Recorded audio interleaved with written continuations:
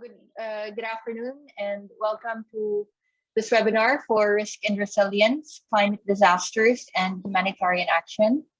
So this webinar is organized by the Coastal Cities at Risk in the Philippines Investing in Climate and Disaster Resilience project of the Ateneo de Manila University in partnership with Ateneo's Department of Sociology and Anthropology. Please be guided of the following house rules for today's session.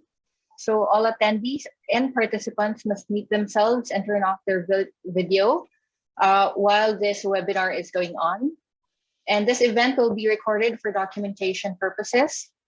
For those who will be presenting and who are on the panel, microphones and videos must be used only when necessary. And for the attendees, please send your questions through the chat box at the bottom of the screen so our team can note this and raise it during our open forum. And please address your questions to panelists using the chat box. Okay, so before we begin, I would like to invite everyone to go to the link on this page. Okay, so our question is, what affects society's response to hazards? So far, there are 3 people. 5 for answering. Okay. Okay. How many are we now? There must be around 15, right? So, okay. So preparedness. Government. More or less. There have been around 15 responses. Preparedness is so far the one that everyone thinks affects the response the most. All right, take a screenshot, Joy, and then we'll look for that later on the synthesis. Thank you. Okay, so we begin this webinar with webinar convener, Dr. Emma Porio. So she is the project leader and principal investigator for the Coastal Cities at Risk in the Philippines project, and the professor of sociology at the Ateneo de Manila University. She is also the co-director for the Master in Disaster Risk and Resilience program and a science research fellow at the Manila Observatory. So let us all welcome Dr. Emma Porio. Good evening, everyone. Thank you very much for coming to this webinar. Good morning, Justine in Geneva. Please turn on your video so I can see you.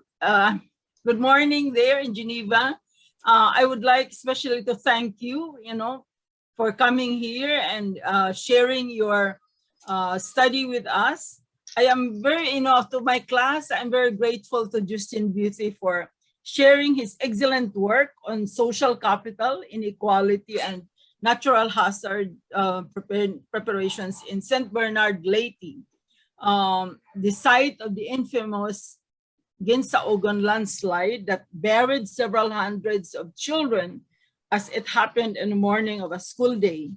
So our second later we'll also have Paul Cabacungan and the AIC team and the Pasig City Rainforest team headed by Patrick Landino, but I think now Raquel and Astra Nasyongawi is the one representing the Pasig City.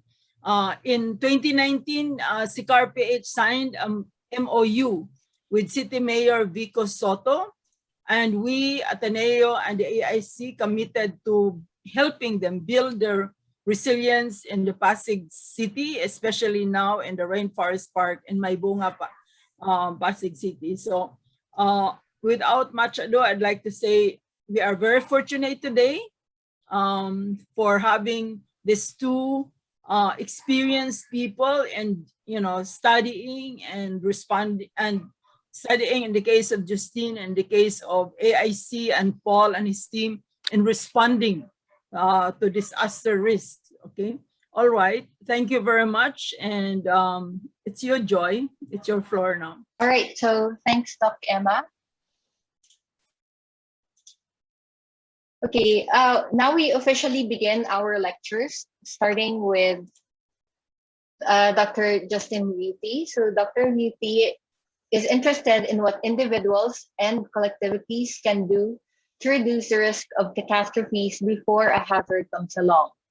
He strongly believes that an ounce of prevention is worth a pound of cure and is concerned with issues of poverty and marginalization, while also being increasingly interested in how emerging technologies such as 5G and artificial intelligence are going to change societies in different parts of the world. Dr. Veuthey was a journalist for several years before getting involved in international development. He has studied and worked in Europe, Asia, and the Americas. After working with the Swiss government's humanitarian aid agency as well as small NGOs, he completed a PhD in geography, focusing on how subsistence farmers in the Philippines were preparing for natural hazards. During his doctoral research, he had the pleasure of living in remote parts of the Philippine archipelago for 2 years. After getting his PhD, he worked in Canada for the Asia Pacific Foundation, Radio Canada, and Royal Roads University. He was, until recently, a visiting researcher at Shandong University in China. Dr. Veuthey holds a PhD in geography with the University of Montreal, a Master of Arts in International Development Studies in the University of Geneva, and a Bachelor of Arts in Geography with an environmental minor in McGill University. With his lecture entitled Social Capital and Natural Hazards, Trust and Cohesion in the Eastern Visayas, let us welcome Dr. Justin Veuthey. Can everybody see my screen? Oops. Yeah, I like your pictures. Okay, well, can you hear me okay? Oh, guys, can you hear Justine? Yeah. Yeah, okay, super, great. Well, first and foremost, thank you very much, Professor Purillo and Ma'am Joy and the class. Oops. Can you speak a little louder? Yes, Po, yeah. Okay.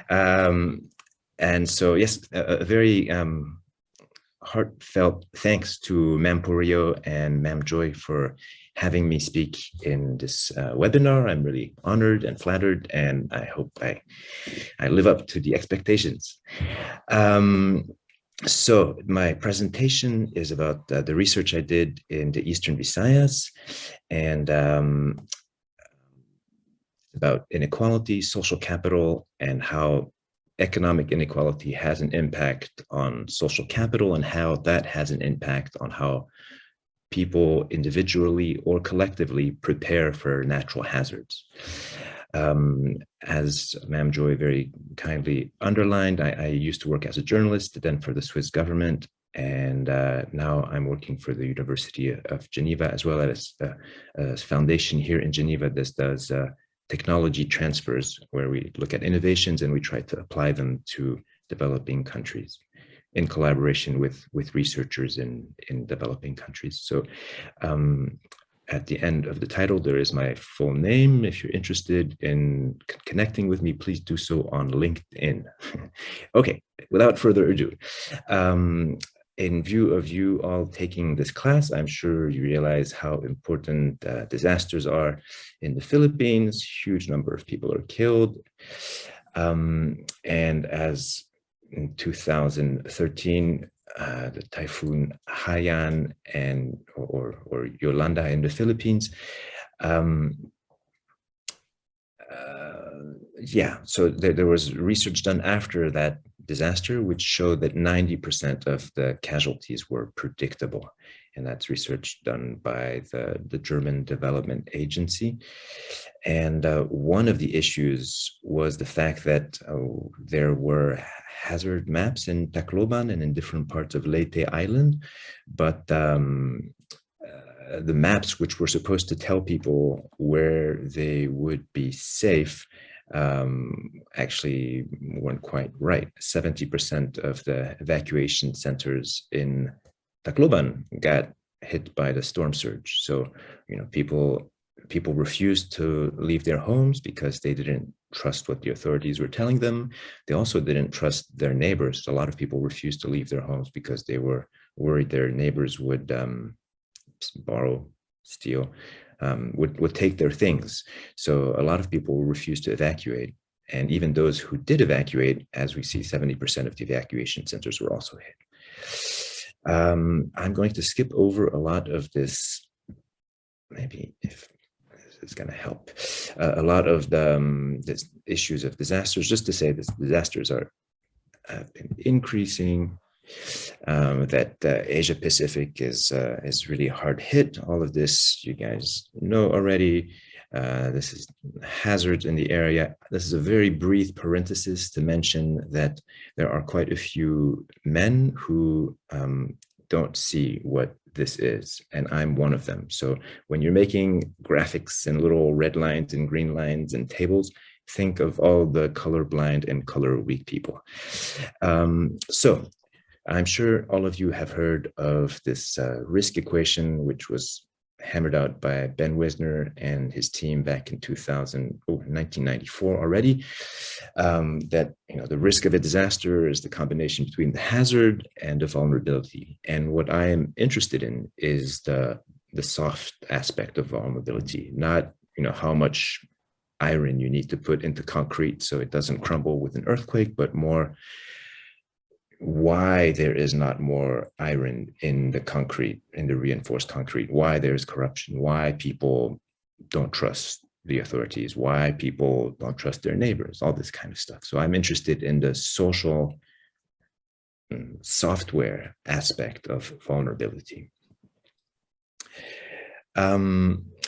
The way I approach this is with social capital, which I'm happy that I'm going to speak, I'm going to stick to about a presentation of 20 minutes, but if anybody's interested in hearing more about the concept or the different nuances within social capital, I'm happy to speak more to that. So please don't hesitate to questions about that. So I'm going to skip over a few of these questions in view of keeping to the 20 minutes. These are teasers in case you guys want to hear more about social capital.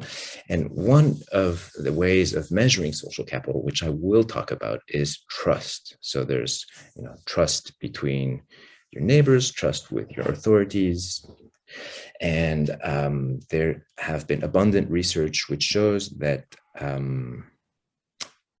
there is a very significant correlation between economic inequality, where people are more economically equal, they have more of a tendency of trusting each other. And so this graph is for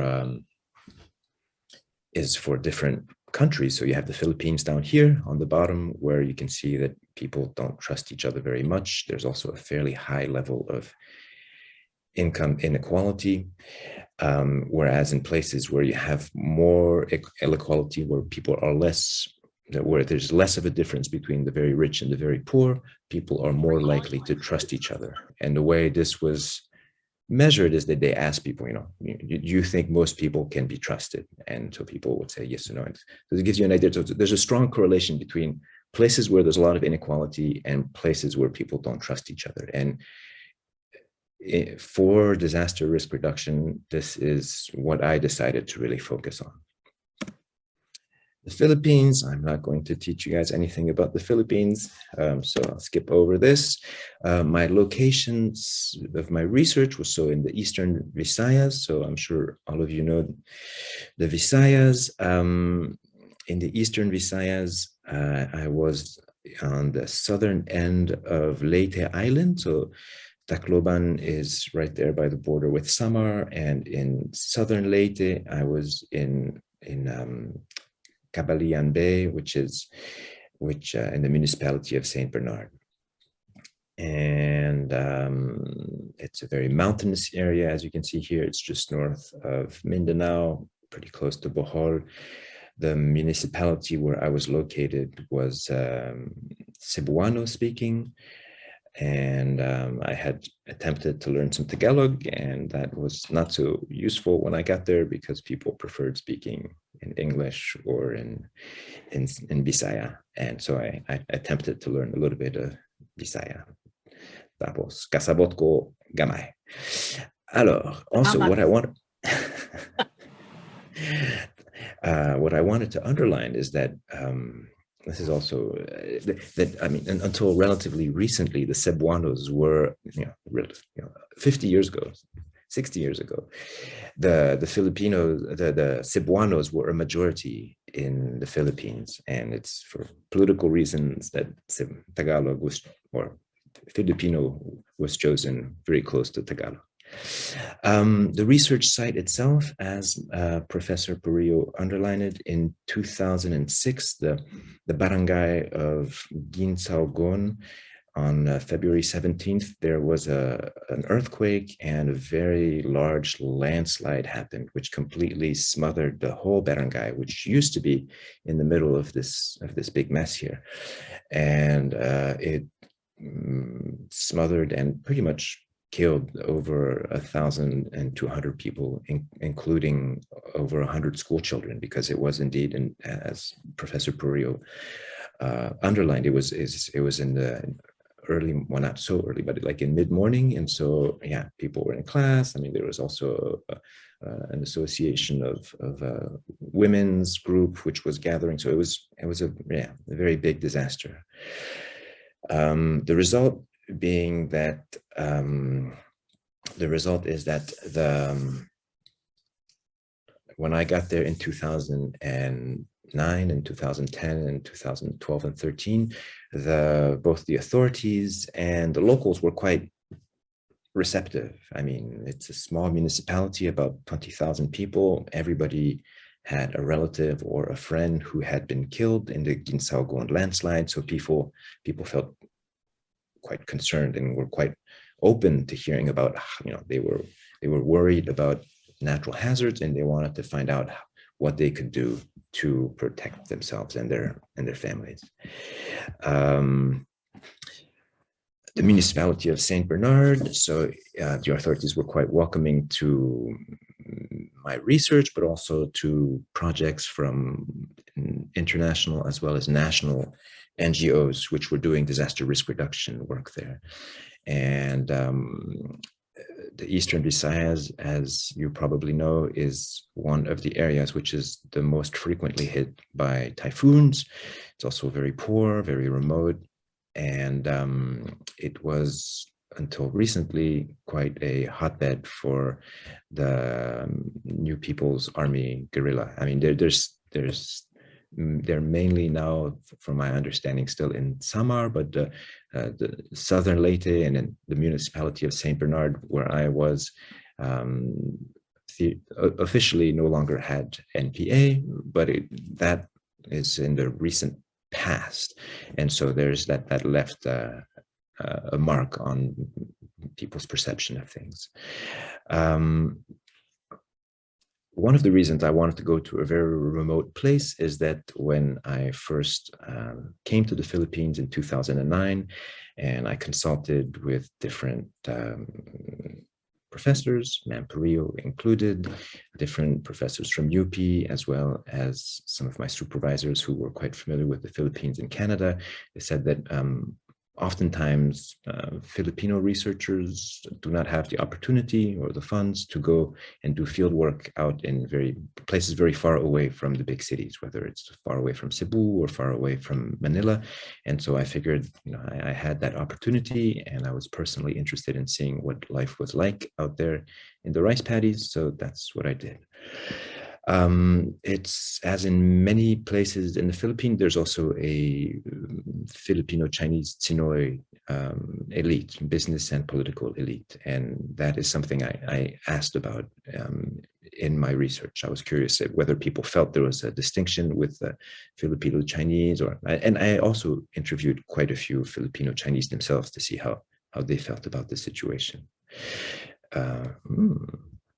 Okay, so this is a picture I took in 2010, and you still see here on the mountainside the big scar from the landslide a couple of years before. The reason I have this picture is because it overlaps both the natural hazard there in the back, and the municipality of Saint Bernard is mainly a place where people are either rice farmers or coconut farmers, and you have both of these things in this picture, as well as the group of mainly young men in the background, a hungus, which is a kind of informal social organization. It's like a work team of people who help each other out. You can hire them out, but they also one farmer has his field which needs to be replanted or harvested, and an association of 5 to 10 other farmers will come and help him. And so it's a form of bayanihan, which is still very much active in the municipality of St. Bernard. And it is one of the ways I was trying to measure social capital and social cohesion, and trying to see if there were correlations to how people were preparing for natural hazard. The idea being that if people were helping each other out and working collectively in their farm work, perhaps there might be a better chance that they would be participating in collective ways to prepare for natural hazards. So St. Bernard, lots of semi-structured interviews. One of my main concern was keeping the people who were speaking with me, who gave me oftentimes a lot of their time, was making sure they would stay anonymous, because I did not want to expose anyone to any retributions, and if I ever used any names of places, even the names of the barangays, I invented names. I made a pseudonym for the different barangays I spoke of, and if I ever had any people I was interacting with, I used different names. I'm happy to come over this, to speak more to this if there are questions, but I'll just skip over this stuff. So I did a mix of qualitative and quantitative interviews. There were some numbers to it, but having been a journalist in the past, I really put quite a bit of value in just asking people to tell me about their lives, and as well as, kind of having open-ended questions. And so some questions were coded with the Likert scale, but let people speak and try to figure out what was going on from that. I also did a fair amount of participant observation. So whether that is harvesting rice, I was not very successful in that. And planting rice as well, I participated with some humus groups, which all found it very humorous of how I was about to chop my fingers off, or how slow I was going to replant rice. And so, but it was meaningful. It was meaningful for me, and I think it built. It gave me some trust. You were entertaining. You can see they're laughing at you. Yeah, exactly. They're like, who is this crazy puti guy who's, trying to speak Visaya, and he wants to do what? And so anyhow, yeah. So the results were that there is a lot traditionally to measure social capital. And you use, how many groups are you a member of? Like the classic thing is, how many bowling clubs have you been involved with, or something like that. And so like these are more formal groups, but in these very rural areas, most of the groups people were members of were quite informal. There was no official name to them. There's no official legal status or anything, but that doesn't mean they don't exist and that they're very active. So the takbo are these work groups for farming, for public utility stuff, whether it's emptying out the irrigation around the town, or dajung is for when someone passes away, and they have like a collective. That's actually what this picture is right here. Is one of the village members had passed away, and so everybody gets together and chips in some money, and there's a few people who help the cooking, and because nobody really has the financial capital to do the stuff, people get together, and you're a member of a dajung, which means that you're kind of like it's a membership thing. So it doesn't have a legal status, but the other members of the village know that you contributed for the last 3 funerals. So when your grandfather dies, they'll show up and contribute to yours. So all of these are references to the concept, which I'm sure you guys are all quite familiar with, bayanihan. And so the question is, yes, there is bayanihan in many places. Definitely, there was a lot of bayanihan in St. Bernard. The question is, on what scale?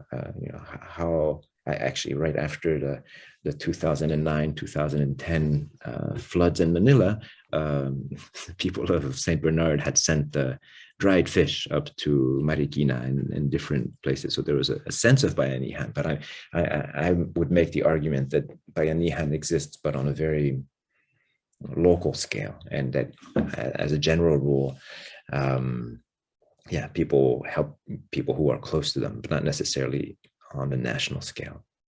Although, of course, lots of people do volunteering, and that's also something very lovely and very useful. But on the political level, I feel that's not always very the personal, no, Justine. Yes, yes. Very personal. Yes. I'm sure these people who send dried fish to Marikina knew people in Marikina. So it's a personal transaction.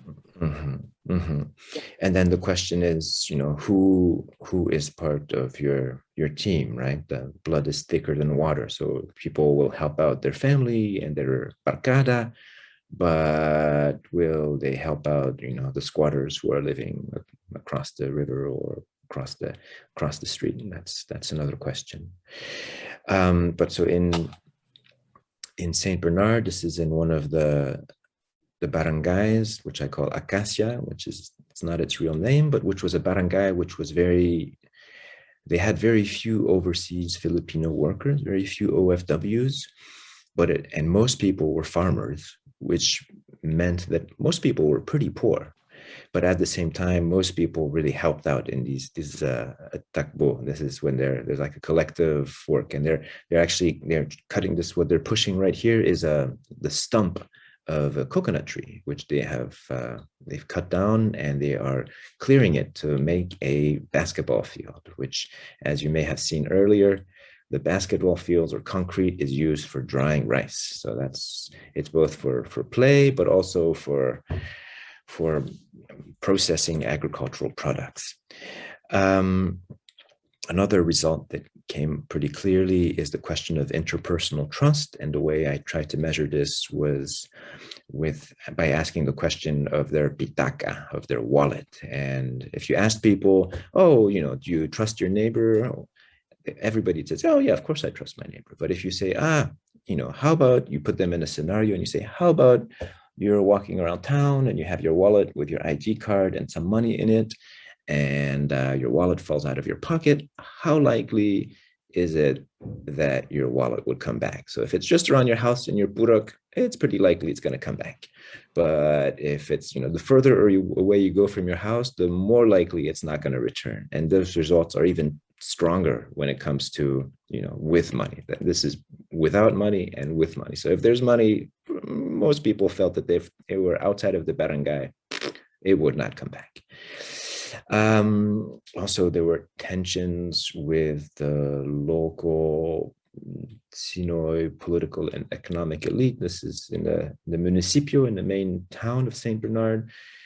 This is, you can't quite see it here, but these barricades in front of the building are actually barbed wire, and it's because there had been quite a few fire bombs, because this is the granary and the storage area of one of the local elites, which was connected with the main merchants and main political group, one of the main. And so there's, people are setting fire to your granary. It probably means there's a decent amount of tension. I'm not going to stick too much to the issues of Tsinoys.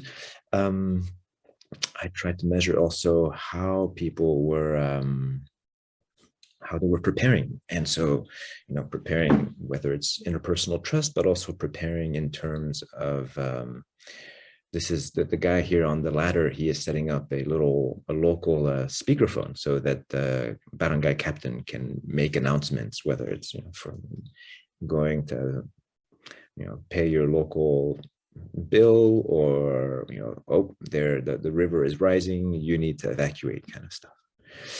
Different organizations made hazard maps, which are one of the most important things, or which are very strongly pushed by the Sendai framework, is figuring out where the hazards actually are. So here in the middle, you have the municipality of Saint Bernard, and this is landslide risk. And you see most of the municipality is exposed to landslides, and the next one is flooding risk. And you see almost everywhere, which is not landslide risk, is a flooding risk. And so underline that. And so in my interviews, I interviewed about 140 people, mainly farmers, and most of them had what they called, or had prepared what they call a quote unquote bug out bag, which is, a bag with the essential medicine, essential documents, a little bit of food, a little bit of water, something they could just grab and run with. And so that's the main thing. Even more of them had participated in drills organized by the municipality and by local and international organizations. However, I need to get rid of this thing. Very few had seen the hazard map, and not so many had been in contact with NGOs directly. So in the end, I tried to compare these two villages, as I was saying, one which was more equalitarian, poorer, but where people were more likely to participate in activities for disaster risk reduction, as well as activities just to help clean up the local barangay. And whereas the other barangay, which I called Bato, they had more OFWs. You had some big fancy houses, but at the same time, there was more mistrust between people. There was also more mistrust of authority, and people were less likely to participate in risk reduction projects. So I have spoken for 20 minutes. I'm just going to skip over a lot of this stuff. My conclusions. I just really want to underline the importance of software, because it's really great to have engineers. It's really important and it's useful, who know how to build houses which won't crumble in case of an earthquake, but it's also important to figure out why that is not implemented. And again, many of you are in the NCR, and it's really a question of when, not of if. And you can see what is it called? The West Valley fault line cuts pretty close to Ateneo University. So I encourage you, and I commend you for being involved in all of this.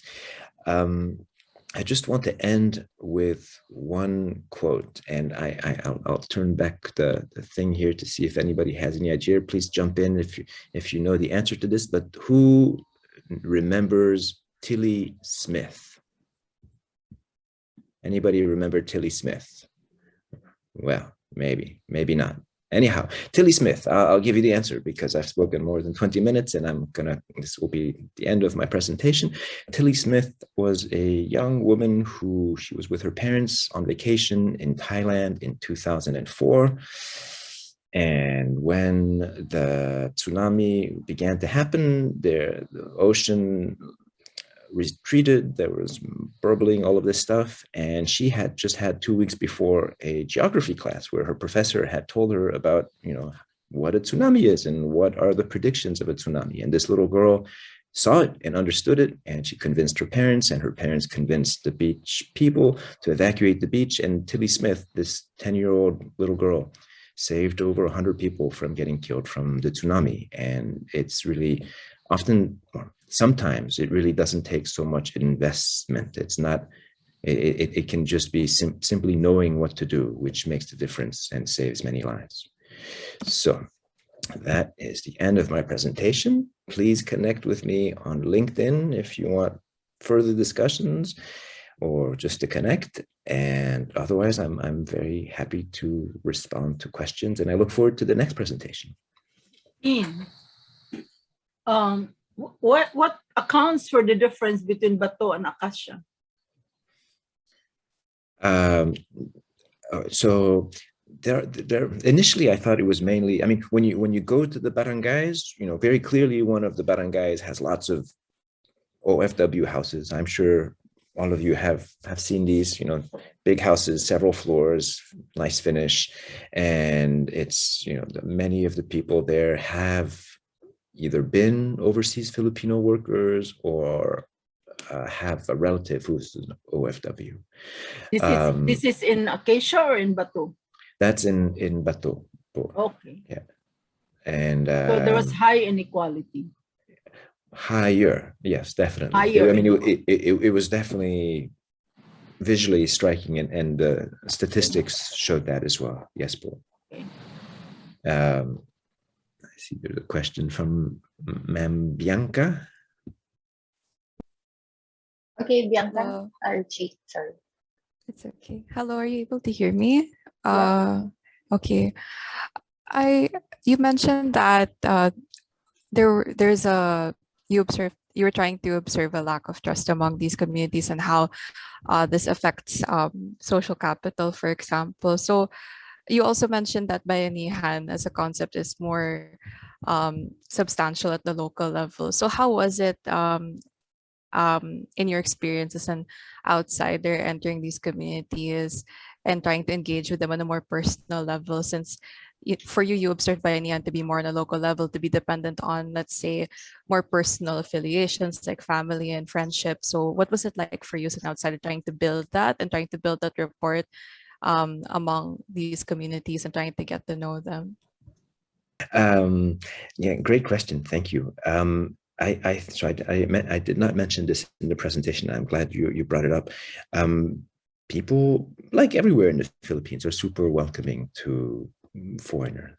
I think also in very remote areas, they were really not used to seeing foreigners. So that also helped things. I think if I had been in some fancy resort in Palawan, it would have been a lot more difficult to build rapport and build trust with people.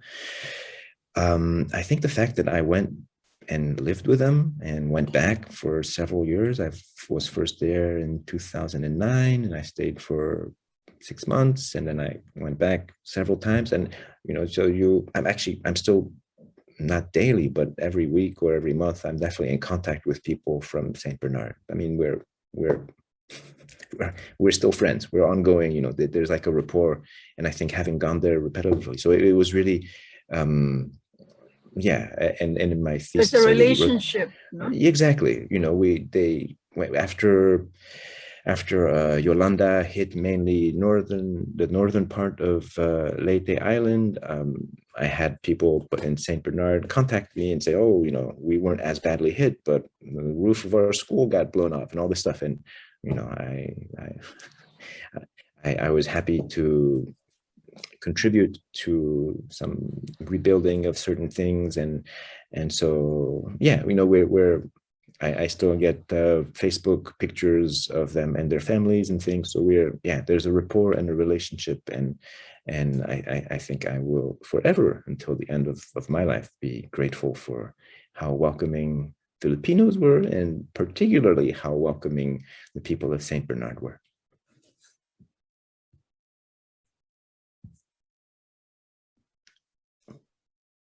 Yeah. Bianca, did you raise your hand or? Okay. Yes, po. I just have another question. So who did you okay, because I'm actually curious how you were able, who were the first people that you decided to like to build like that kind of relationship with? Because when you enter a community, like, who would you designate as the first people to approach? Do you just approach like the first person that you come across, or did you have a more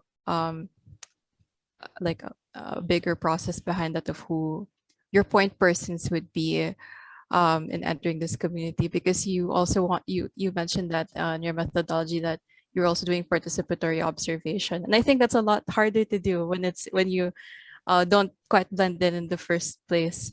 So yeah, I'm curious about who your initial point persons were before you were able to fully integrate yourself into the community to achieve participant observation.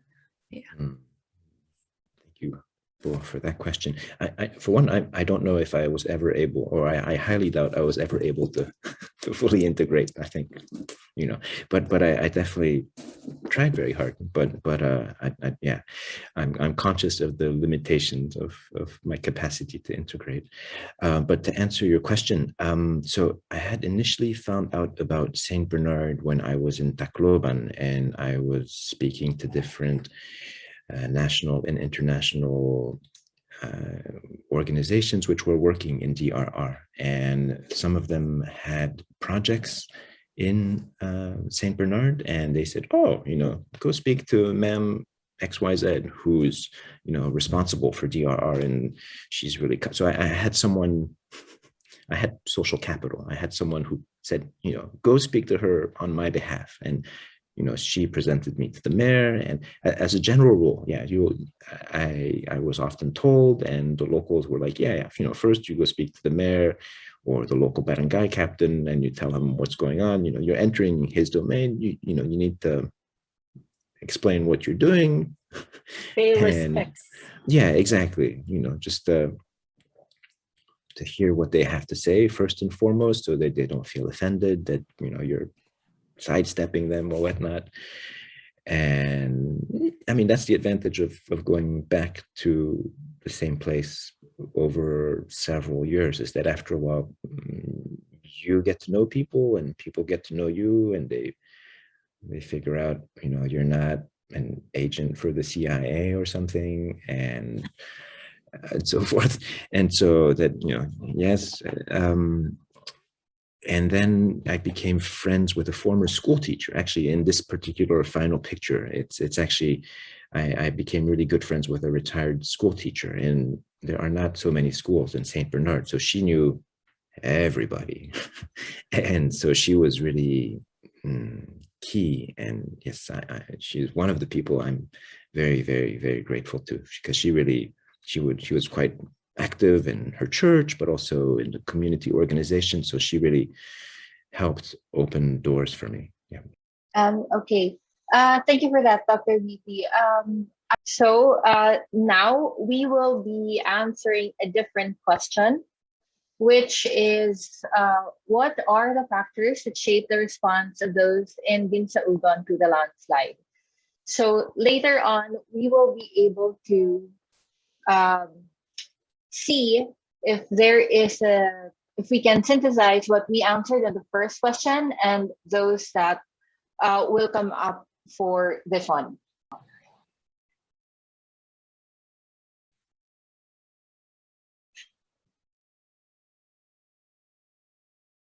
Okay.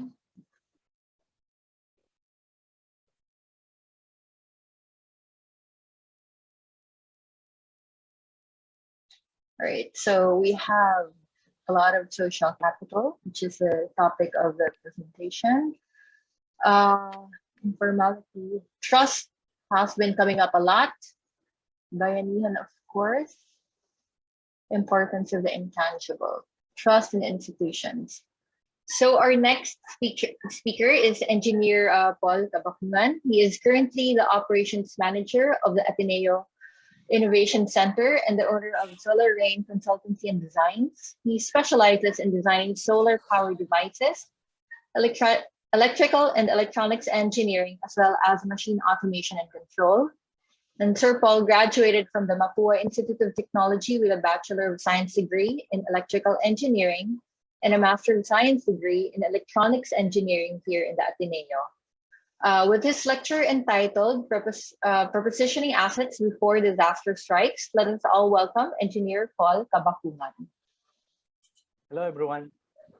Do you know that there's a way to send pictures even if there's no internet connection, cell phone signal, load, or SIM card? I don't.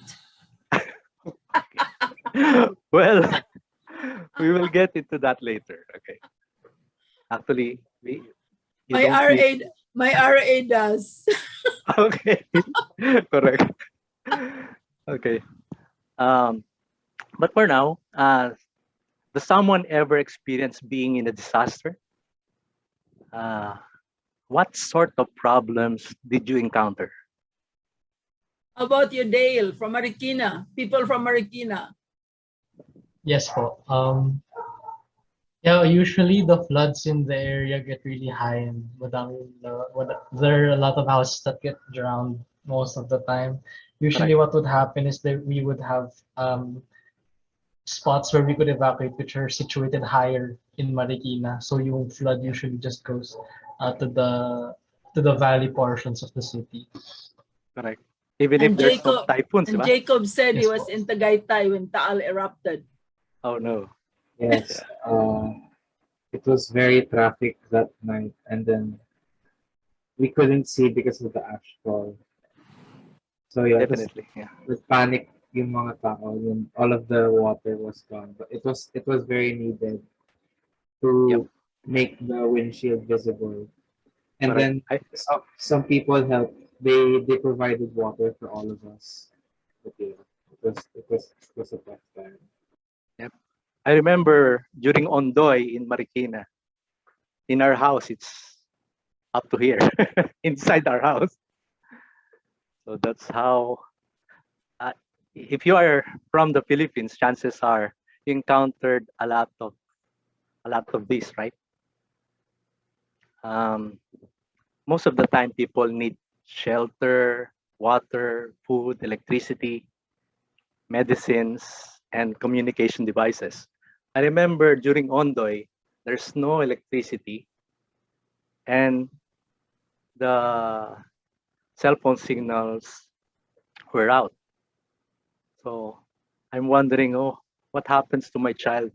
Or is Lola doing better at home? Something like that. So communication really plays a vital role, aside from uh,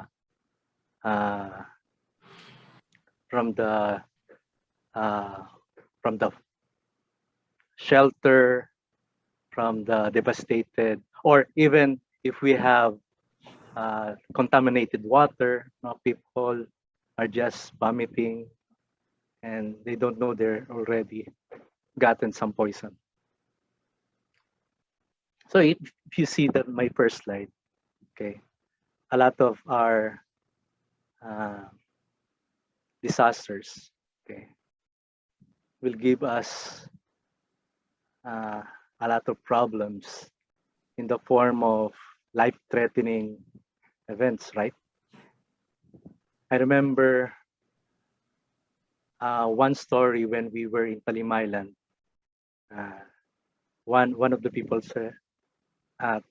told me that he was rushed into hospital, but he needs to ride a boat for 1 hour, and he was already delirious.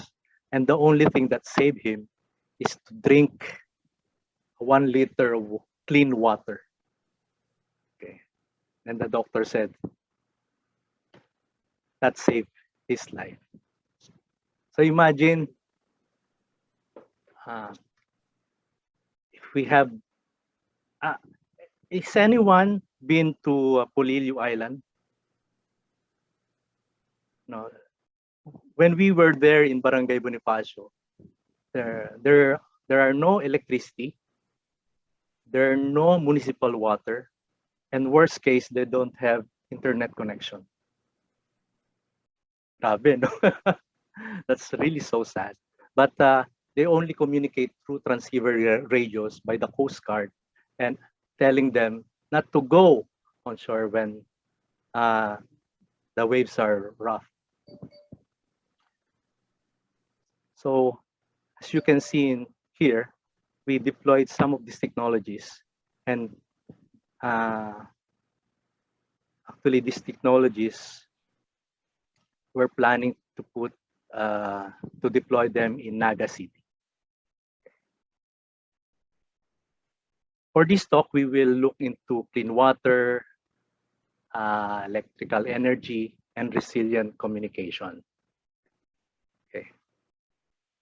But we're deploying also the wastewater treatment, hydroponics, growing food from their own backyard, okay, the brick oven, efficiently built, so they can conserve their fuels. Okay. Well, I want that in my farm, okay? Okay, ma'am. Uh, okay, so, but for the project, you see in the screen, okay, the Civil Engineering Department of Ateneo Dinaga University will use recycled concrete to make 3 houses, and AIC, Ateneo Innovation Center, will bring in the technologies. Okay. So, Well, that's why we don't. if you think there's natural ventilation, how come the wall and the doesn't, not all walls have windows? Yes, ma'am. Well, because they're there are 3 houses and they're joining them. They have common Okay. common walls. That's why Okay. the ventilation are in front and back only. Okay, so You tell them that Panicosson is the poorest, no? Of the 6 barangays, yeah, and this was after Ulysses. Correct. So in this slide, we are teaching communities on how to harvest rainwater and turn it into drinking water through series of off-the-shelf filters and disinfection lamp. This lamp will run by solar PV cells. Ito mga solar panels. So this is the system diagram. So rainwater will be pumped, will be pushed through series of filters, then disinfection. And this device needs electricity. That's why we need sunlight. So sunlight will be converted into electricity and stored into batteries. So even if nighttime, they can use the energy stored. Okay. In this picture is this an actual hands-on training in Isla Verde, Batangas. Okay, we're teaching the nanays and some of the tatays to how to integrate or how to fabricate the clean water system. So aside from that, we also taught them how to administer water test kits, looking for coliform and other contaminants. I wonder how many of them have been to Isla Verde or to Talim Island. Anyone been to Isla Verde or Talim Island? No. Or no one? No one. Actually, we tested 9 artisans wells, and only one is Potable. not contaminated. Not our test kit, ma'am, is not is not for saying it's drinkable, but only for detecting coliform. So there might be some bugs there pa that we haven't detected. And they've been drinking it all the time. Yes. So the waterborne diseases must be high. Correct. Then we also fabricated a bike battery charger because we have 6 months of rain. Most of the time we have a lot of clouds, and we cannot use solar technology to charge our batteries. Then here we set up a simple tarp that harvests rainwater and pre-filtered by cheesecloth. Okay, this is a typical setup of the clean water system. This was in Pandibulacan, and we encourage them to sell the water because that will sustain the system. Aside from, this is a relocated community, no? Opo. I think they were relocated from Manila. Then they were relocated from Manila to Pandibulacan. So one of our beneficiaries in Pandibulacan been selling water, and because she has a lot of customers, she also go or went to the neighboring subdivisions and sell water there. But So, before that, no one was selling water. What were they drinking? actually, ma'am, there are a lot of purified water refilling station in the area, and 120-liter jug costs about around 30 to 35 pesos. And how much was she selling it? It was socialized. When a Lola came, he just said, "Okay, it's yours already. don't don't buy it." But typically, they selling it for 15 pesos to 20 pesos. So half the usual. Okay, that's good. Correct. And because I told them if they sold it 1 peso per liter, and if they clean in five hours, because 200 liters in 1 hour, they already have 1,000 liters. That translates to 1,000 pesos. So in 1 month, you have 30,000. So they were very happy when I told them that. Kasi that's already the ROI. That's the cost of the whole materials of the clean water system.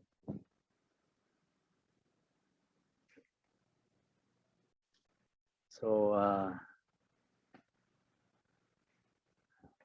Your competitor, Paul, will be all those mineral water people, right? But yes, ma'am. But But I wish, yeah, but I wish they will not, we're polluting the ocean with our plastic bottles. correct, ma'am. We're talking with the what do you call this? The officers of the community. That's why, and they are the caretakers of our system. Actually, Ateneo donated 5 units of those of our system there. In Pandi, Bulacan? Opo, yes. Okay. How many people are there in the relocation site? Several hundreds.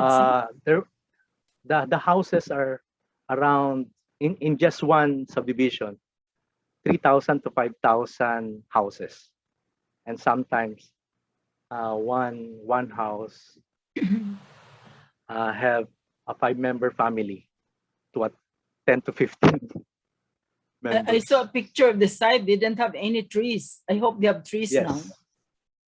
Yeah. Then, so this next slide, as mentioned by earlier, Ateneo with AIC and Coastal Cities at Risk, headed by Doc Emma, partnered with Pasig City to implement the Community Resilience Laboratory in Rain Adventure Park in Pasig City to train staff and technicians on the technologies of mutual interest. That's why when you see it here, we're teaching the different component specifications, electrical energy computations, and how to assemble and maintain the clean water system. As you can see here, we have test kits. We tested their tap water. This one is before it enters our system, and this one after it passed by the filters. Okay, and this one is we just sampled their fish pond, and we have coliform contamination. I did not know that they already have reeds. No, they have reeds there for. Correct.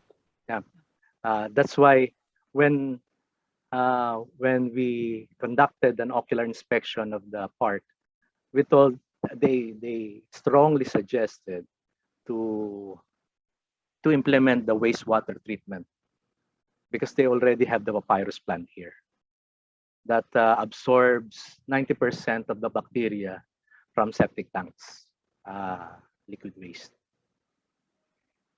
That's the same plant we planted in Ateneo. How many septic tanks are there in Rave? Only one? Actually, ma'am, there are several, but I told them not to propose everything. I think they need to choose at least one showcase area just Raquel to is here, show no? the technology. Maybe later Raquel can Correct. tell us. Yeah, okay. All right. So this is the start of the resilience laboratory. Then we also to promote frequent hand washing of Pasig City guests and visitors, also as part of the COVID-19 initiatives. We installed one solar auto hand washer in Ray Park and another in Maybunga Barangay Hall. So this is how we connected the system. Okay. And these are the team that fabricated the first few prototypes. And these are the pictures of the actual installation, the team that installed them, and the demonstration. Okay. Maybe Justine, later you'll have comments because he is also working on emerging technologies, Paul. Yes, Okay. yes, please. Yeah. Go ahead. Okay. So in these two sites in Pasig City, Ateneo also donated the near cloud system. So imagine if school can distribute learning modules without paper handouts, paperless, with a low power device, and password can be implemented. An example of this would be using school covered courts, where provided seats are properly spaced. Parents are given a password. Parents wirelessly access the near cloud and download the modules of their child. After accomplishing the digital modules, parents can upload to a restricted folder where other parents cannot access its content.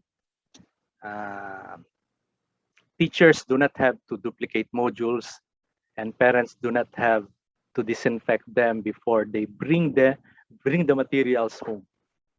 So these are the perks of one of the features of the near cloud. You're doing this with one high school, right? As of now, AIC? actually, ma'am, a lot of schools were already, I think one in Quezon City, one in Marikina, one in, I think. I think Pasig City Science High School. If I Yes, saw yes, it in yes. your report, yeah. Correct, Okay. correct, and Pasig. Then the other one are from Cavite, Quezon City, and soon we will also deploy this in Naga. So the two pictures below are recent deployments of, wait, let me go to the next slide. Okay, these two pictures, okay, are recent deployments of our graduate students, Mark Melendres and Paulus Villanueva, in Barangay Kaong, Cavite City, and Barangay Lagro, Quezon City. In the pictures above, you will see our research engineer, Neil Mercado. Okay, that's Neil. Demonstrating how to operate the near cloud system and image transmission via radio transceivers. That's a lot of terms there. But in Kidapawan City, North Cotabato, after the devastating earthquake, if you remember that, we were there. Okay, Ateneo also donated the clean water system and some near cloud devices. Have you monitored that, Paul? The last time that we checked, ma'am, one is being used by the Guadalupe Seminarian, the mga brothers in teaching their faith. Okay. And the other one is by the psychology department of Ateneo de Davao. Okay. because during that time they were going around interviewing all the uh, communities who were devastated by the earthquake. Okay, next. Go. So AIC is combining the near cloud, okay, with the UAV aerial imaging. Okay, we have some UAV in Ateneo. The project or projects is or are spearheaded by Dr. Libatique. I think they have ongoing projects, and they are planning also to put the near cloud in one of their UAVs. So in times of disaster for very difficult areas to reach, they can send digital data. And this third one is the image transmission by radio. Okay. Remember the question that I asked, the first question that I asked earlier about the you can transmit images even if you don't have internet connection or SIM cards. Okay, so this is the technology. It's you can download an app called FLDIGI. Okay, that app converts images into audio signals. Okay, so once audio, are you familiar with the transceiver radios? Yung mga commonly known as yung walkie-talkies. Yeah, over. In Mindanao, Justin, in Mindanao, we call it over. Okay. So, I use these that radios in Cotabato. Okay. No, in Jansan, in South Cotabato, I use that. Yeah. Correct. So these are cheap radios being used by most of our security guards, and you can use that to send the coded image. Okay, remember that the image is turned into sound. So once it's sound, it can pass through the radios at the same channel. At the other end, the receiving end, the sound will be received and will be received also by another phone at the receiving end. With the same app downloaded there, it will decode the sound and turn it back to its original file, image file. So imagine if there's a motorcycle accident. Okay, take a picture. Then, in an event there's no internet connection or no power. Okay, you can send this into a nearby hospital, probably a 1 kilometer range, because shortwave radios of around 400 500 megahertz will line of sight can talk to each other around 1 to 2 kilometers. Okay, say for example 1 kilometer away, the hospital is 1 kilometer away. You can send this picture of an accident before the patient reach the hospital. Okay, the doctors or the medical personnel already prepared all the, for example, surgical devices, all the medicines needed for the procedure. So that is the problem that we're addressing. So it's a pre-app, and no one is advertising that you can text or send images for free. So combine that with a solar radio communication. This one we installed in Enrile, Cagayan, and 3 barangays separated by around 10 to 15 kilometers can talk to each other. So this 60-foot antenna was fabricated in Enrile. And because when we offered the clean water, they told us, We need the radio kasi we have plenty of water. Our problem is during flooding, all roads are not passable, and we need to ask our communities who are sick, how many are sick, and what type of medicines do you need. So those kind of those are the interventions that they want to address. You Those are think the in issues. Ulysses, Paul, do you think during the Ulysses they were able to use it? Remember last Yeah, last November, yeah. correct.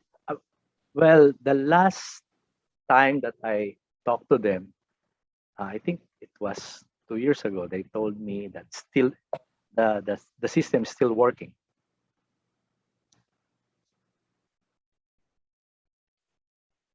Okay.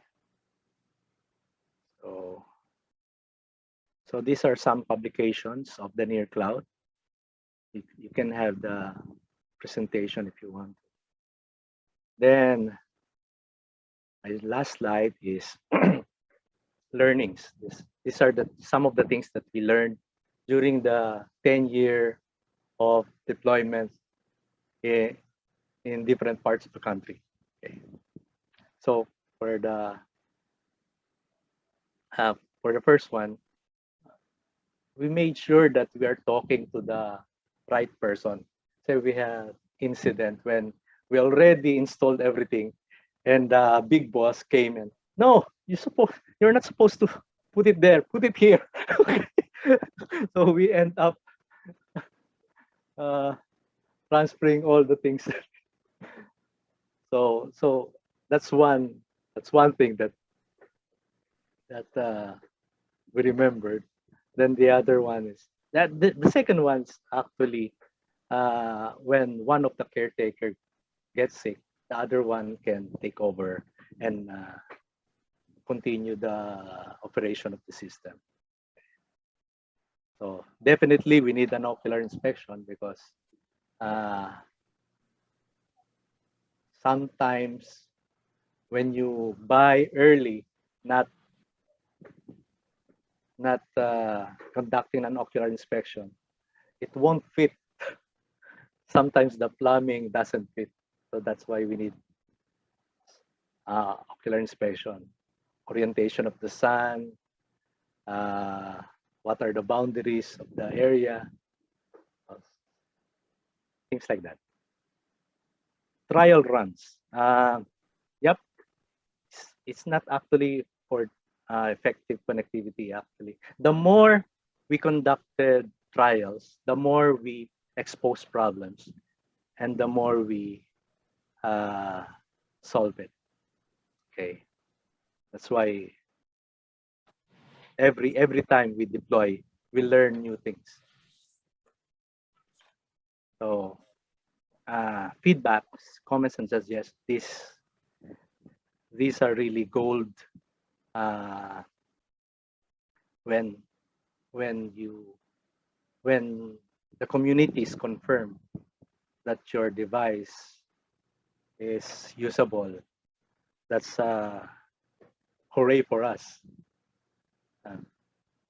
But we honor, or we take note all of those comments so that we can improve the system. For example, when we went to Tacloban, when Haiyan came, okay, we brought the clean water system, and we thought we can put an elevated tank.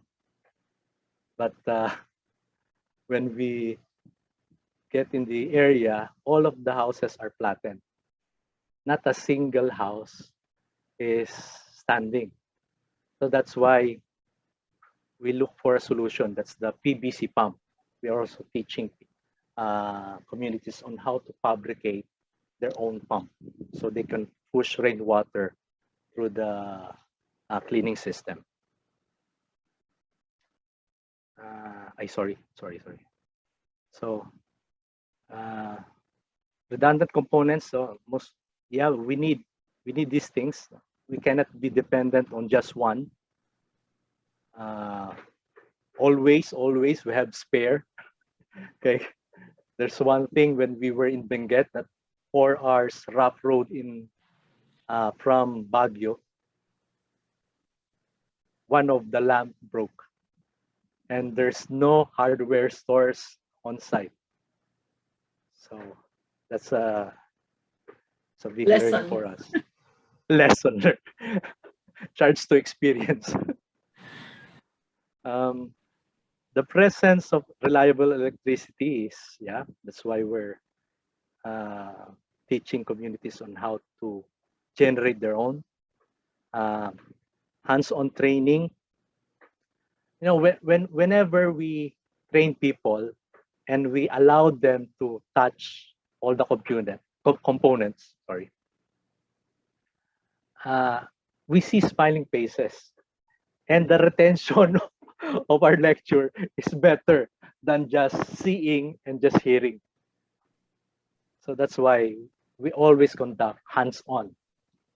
So we show them, we demonstrate, then we dismantle and ask them, okay, it's your turn to assemble them. So we just want to make sure that the community can operate and maintain the system even if we're not around. Hard copies. Okay. I think it You have the was 2 QR years. code, right? Correct, ma'am. It was 2 years ago when Dr. Tangonan proposed that we put in a QR code for the clean water system in our operational and maintenance TARP. So even if like this coming May is a national election, okay, for example, there will be new sets of officers, okay, they'll come in the barangay, see this clean water system, they can just scan the code and they can get access all the updated manuals and instructions. So of course, if they have questions, they can always contact us for assistance. Okay. So I think You can put your PowerPoint in the yes, resilient toolkit, right? yeah, I have one last ano. So do you think you have better chances of surviving with these technologies around? Oh, I think that's my last statement. Thank you. So this is the last Menti slide that we will have.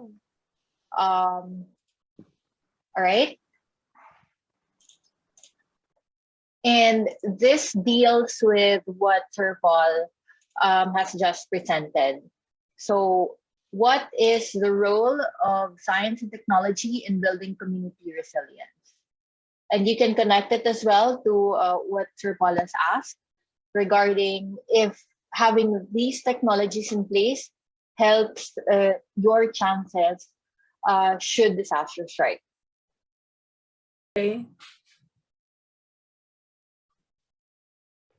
All right, so I think most of the attendees have answered. So there's a lot regarding the speed of relief efforts, the accessibility of tools, communication, something that I am really interested in, innovation. Okay, so to those who have answered, everyone in the session, thank you very much. Okay, so we move on to the open forum. The next part, the open forum. So those, I'm not sure if anyone has asked anything on the chat box, but feel free to raise your hands if you do want to ask something. Okay, since there are no questions yet, I will ask the first question, Sir Paul. I've actually known Sir Paul since I was an undergraduate, so you know, he knows my interest in technologies. But I would like to ask, like, how hard is it? Hard or is it easy to provide, you know, these new innovations, especially, you know, we've been having cascading disasters, multiple disasters at the same time. So how do you prepare for them, and how do you create new innovations for these technologies given the speed of the disasters that we've been having over the years? Okay. Well, in the past decade, some of the things that we learned is that the community needs to be ready, as in, to accept technology. They need to be organized. We need some sort of local champions on the ground that will push their community members for support. Of course, it needs, it's like what Justin said, we need a lot of trust with each other. Otherwise, it's like there's a big wall hindrance in our communication. So some of the things that we do there is we don't talk much, we just show. Because most of the people on the ground, when they see, oh, I understand that, and I can do that in 2 notes. So for example, they see the plumbing system, they see the electronics or electrical. So that's how you people can come. When, for example, they see solar. Oh, I don't know solar, but I am an electrician. Can I learn that? Yes. So we want to discover those common points. From those common points, then we engage the community. Kasi, for example, I'm from Manila, no? And I have this clean water. No one in NCR will harvest rain, pump it, put it in filters, then and they can drink. No way. Because we have the luxury of just turning a faucet and we have clean water system. That's why it was very valuable for people who walk kilometers just to fetch water in a nearby balloon or artesian well. And so sometimes older people, seniors, and very, very young, they need to walk mountains. I saw that in Benguet, Kibungan, Benguet. So that's why after a year, when we installed the clean water system funded by the UN World Food Program, they called us, sir, where can we buy those components? Because we have already funds from the government and we want to install to our satellite barangay halls and schools. So those kind of feedback is really the goal for us doing this kind of job. Have I answered your question, Ajay? Yes, naman po. Thank you. I think Justine has a question. Yes, question. Justine, can you unmute yourself? And yes.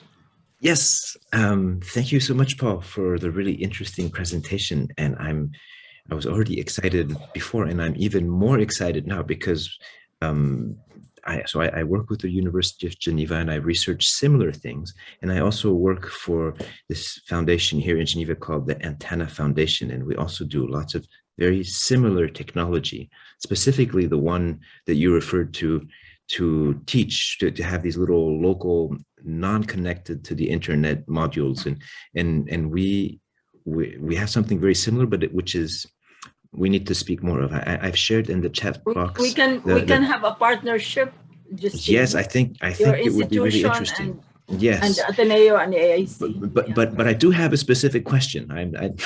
Okay. So I didn't. It's not one of these guys who's oh, I have a question, but let me talk to you about me. No. It's so in your little story to enable education. What kind of so you're putting online courses from the Khan Academy or UNICEF or stuff like it. My question is, do you have some kind of process to make that knowledge digestible for people out in a place where there is no internet? Because I mean, it's not like you're parachuting the full 12 volumes of the Encyclopedia Britannica, right? There needs to be a way for people to, you're sure they have a smartphone, but how do they engage with it? Okay. For the deployment in Naga, there's really a slow connectivity. Most of the time, there's no cell phone signals. And parents are going to the school, getting handouts, learning modules. Those are their practice right now. And we want to talk to their teachers. Unfortunately, Naga is in MECQ. That's the second highest level, strictest quarantine level of a province. Yeah, the COVID surge. Yeah, the COVID number of people with COVID are raising. Okay, that's why they are restricting. They don't want us there. But I told, actually, we are scheduled to go there the second week of October. But since the MECQ is until the 15th, we need to wait.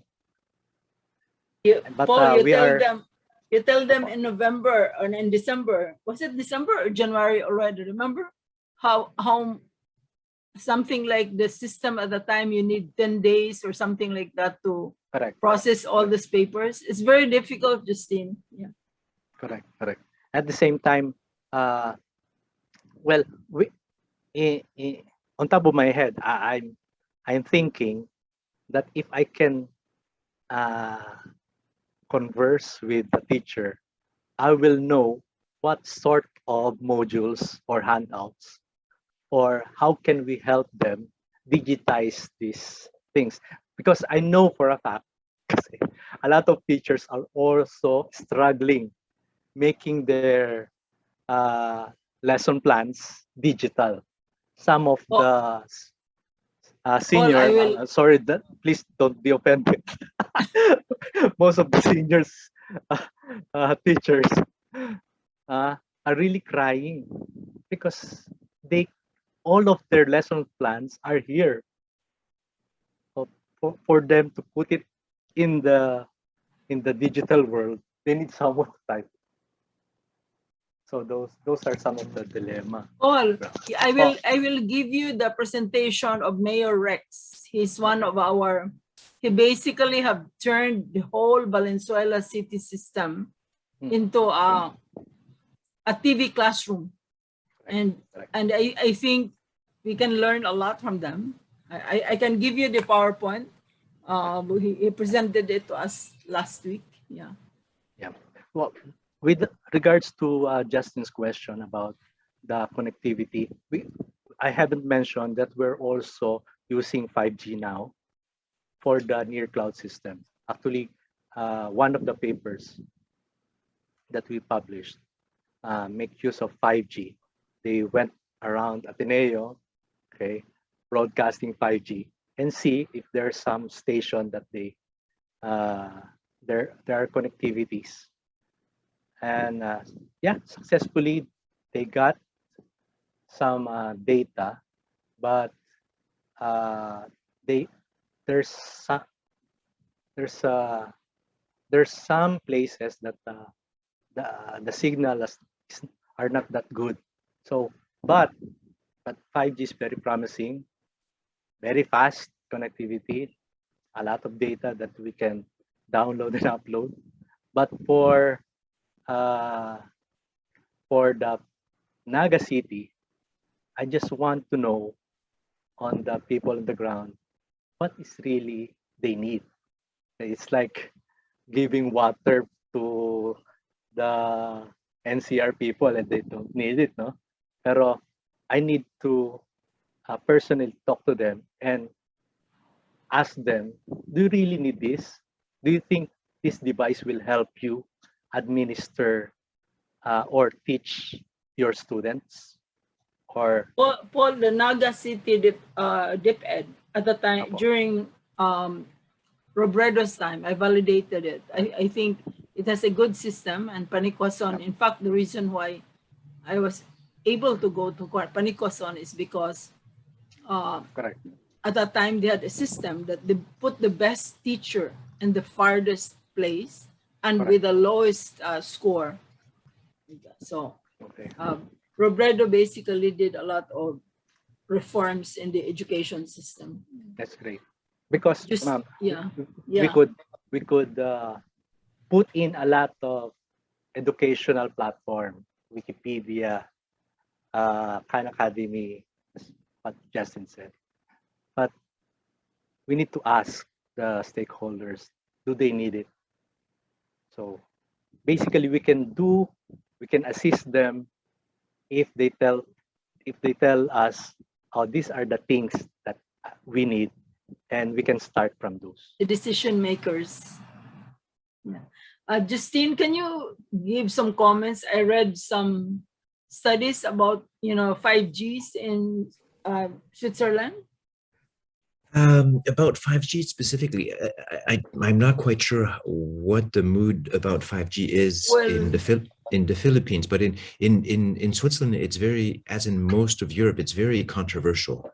Yes, in and Germany too. In Germany, that's right. very People here controversial. in Europe are very concerned about the potential health impacts of 5G. I'm having been for a while in China. I'm not too concerned about the health impacts of 5G, but it's for sure that, I mean, that's actually what my current research is about, is really the repercussions on society in general and for disaster risk reduction in particular. Because I read a study, Justine, that and this study was in Geneva and the other one is in Germany, that they're complaining that they said that 5Gs have effect on their mental health and things like that. I should dig up that study, but I think in Europe that's more. Here it has not reached that level yet.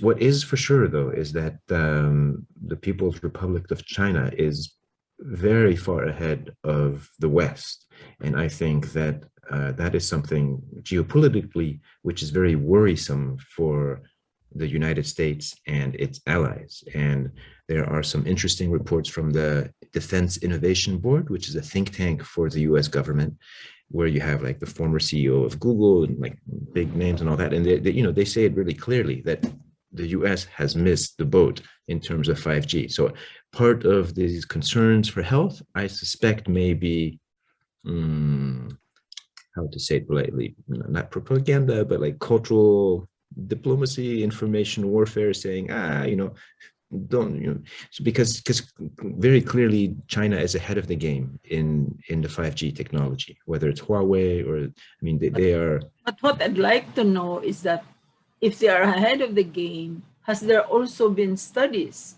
to track the relationship of technology and society and different groups in society? In China. In China.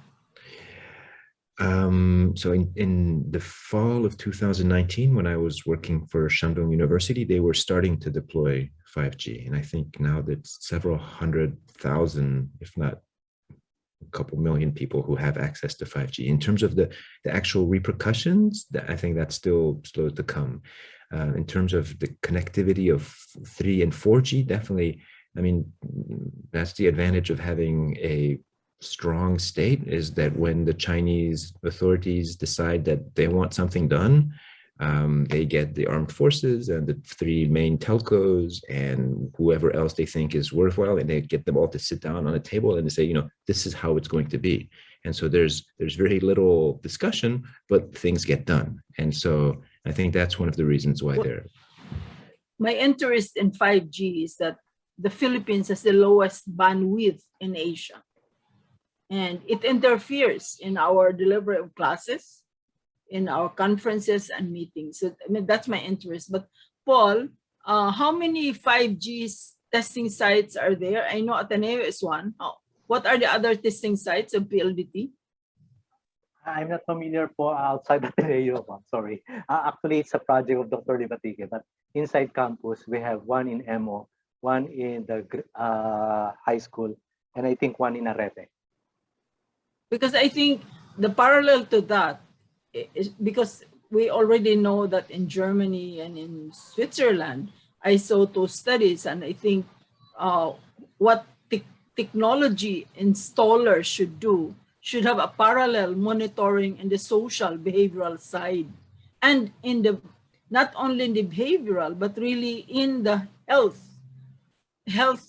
side, because that's really the contentious part, Justine, right?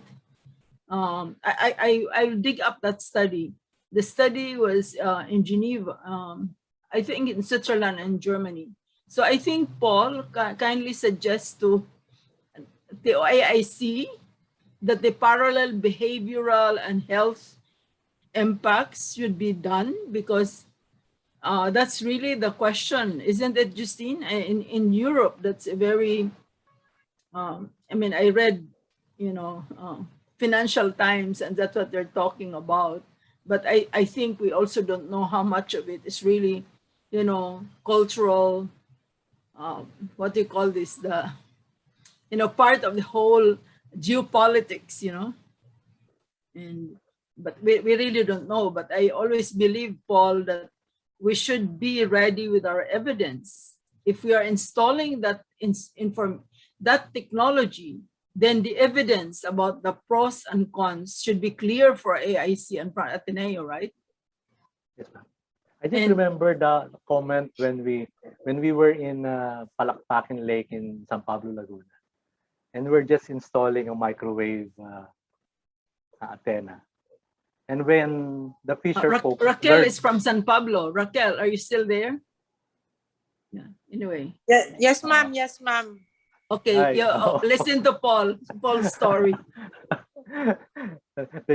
They asked when they learned about this microwave. Oh no! Because when they their knowledge about microwaves, the microwave oven is negative, so they think, they might be burned, they might be fried. That's why no one is going near in our antenna there. No, but that's why I think, Justine, since you're studying this, the whole idea of acceptability, the whole idea of acceptability, understanding the risks. We're not only talking about disaster risks, but we're really talking about the risks that a certain technology poses to what, You want to comment on that, Justine, since you're studying that?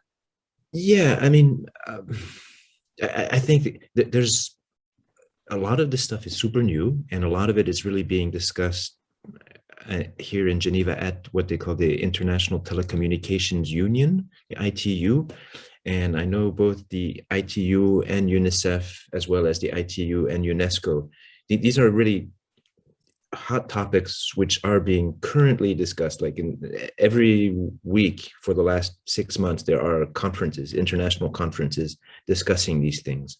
What I can say is that it seems decently likely that whether we want it or not, 5G is going to be not everywhere, but definitely lots of places, and that lots of places are going to become quite dependent on it. And so one of the issues that, are we not creating vulnerabilities by being so, like, for example, in Geneva, they're talking about having traffic controlled by algorithms, and so autonomous cars and stuff like that. And it seems like science fiction right now, but if it did happen, then what happens if all of a sudden, for whatever reason, like Facebook and Instagram this week, right? If there's a bug and everything breaks down, people. So there are lots of things of questions of whether we're creating vulnerabilities for ourselves with this stuff, and at the same time it can be super useful. Yeah. I'm not very worried about that, Justine. What I worried about was what I read in the study, that one was complaining. He said that since 5G was installed in his neighborhood, he had some headaches, or he thinks that radioactivity is affecting his health. That's what I'm more worried about. I mean, I really believe that systems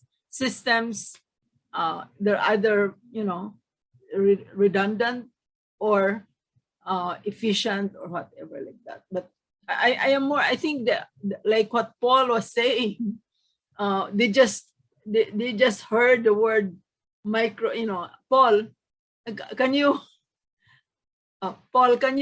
tell them, I mean, they just heard the word.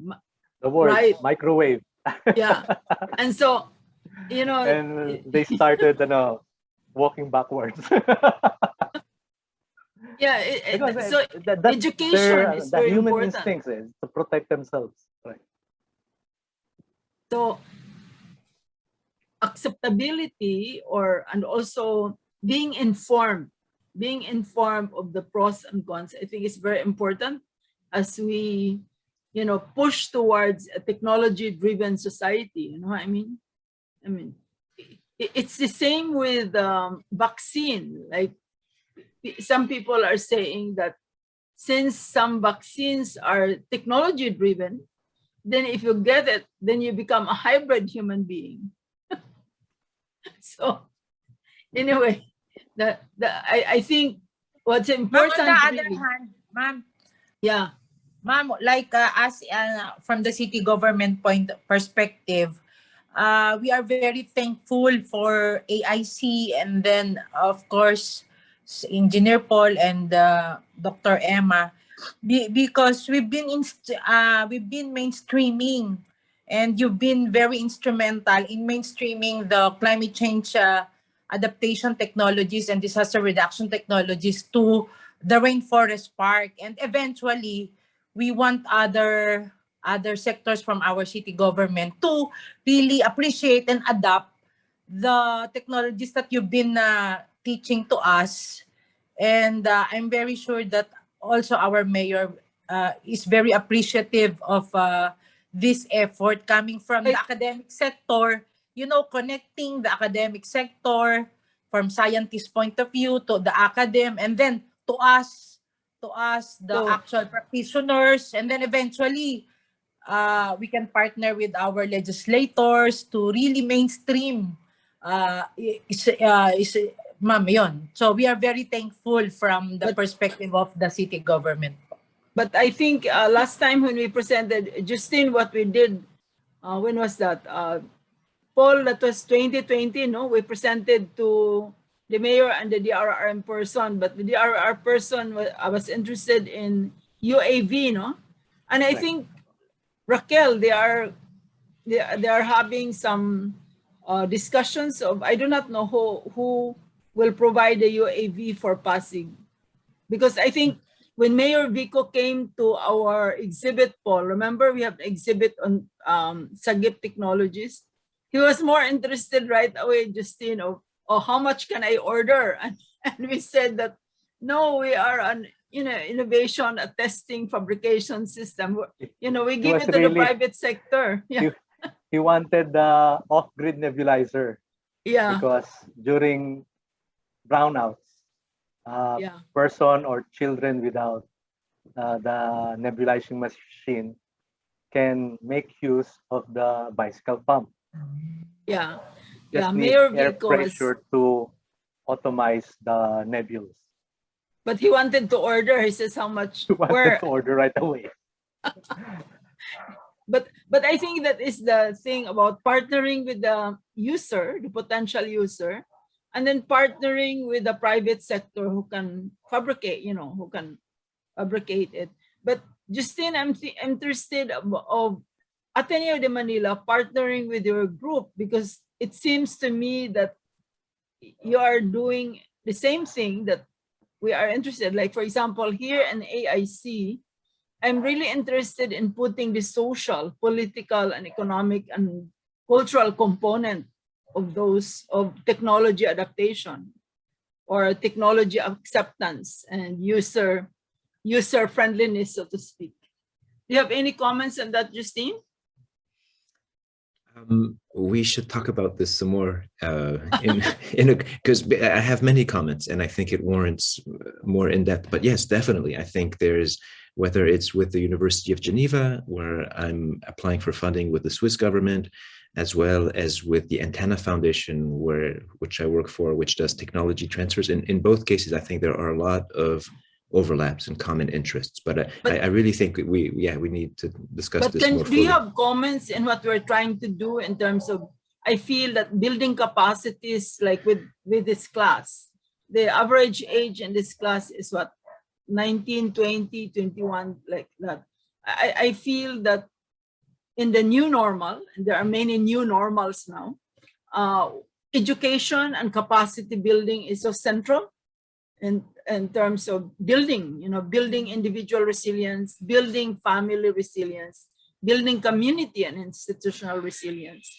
You have comments on that, Justine, because your dissertation really focused on, I feel that a lot of people are focusing on the hardware, but not on the software that's needed to make it work. Yeah.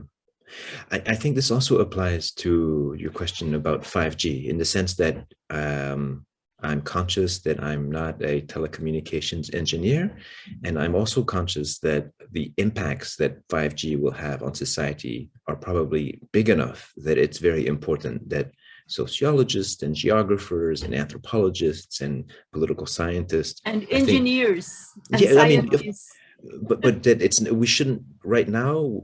It's kind of being left to the engineers and the hard sciences, and I think Paul, that Paul, that's why I want Manila Observatory to be connected to AIC, then connected to the School of Social Sciences, and then to Arete.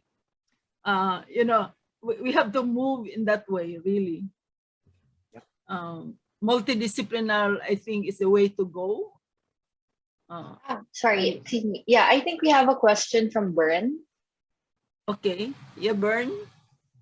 It's not really a question, ma'am, but just a sharing, because also my undergraduate thesis is in Visayas, specifically in D1 Eastern Samar. So specifically also during Typhoon Haiyan. So during Justin's talk, I was very much related to what he was talking about with social capital and trust, because the findings of our thesis also is that the people from D1 Eastern Samar, they didn't evacuated during the early warnings of Haiyan, because they say na we are already used to typhoons. Why do we need to evacuate? This is a norm for us. And then they didn't expect that it was a super typhoon. So it is really a matter of building trust, not only with the people in your community, but also the people from the local government unit. I don't want to delve into the political matters, but I just want to reiterate again to everyone that building trust and building that kind of preparedness also with your local government unit, if they believe that, disaster preparedness is something that should be prioritized, that would really make a great impact into how communities will be prepared when it comes to disaster, because of course it's the LGUs who will do the funding apart from the other private stakeholders, because we really cannot just rely on aid. Us as communities, we need to build that resilience in our communities as a community. So yeah, Bern, thank you. Yes, do you still have D1 has one of the best DRRMO, trained in France, trained in the US. I interviewed him, and I really think also that people do not have an imagination, because I when Haiyan Yolanda happened, I was in Cagayan de Oro, and I remember, CNN was saying here that the strongest typhoon ever to land on Earth will land in the Philippines, and that's why journalists from BBC, from CNN, from all over were flocking to Leyte. But I think they did not know. That's why they were saying later that they didn't know what a storm surge was. But if they said a tsunami, they have seen a tsunami in TV.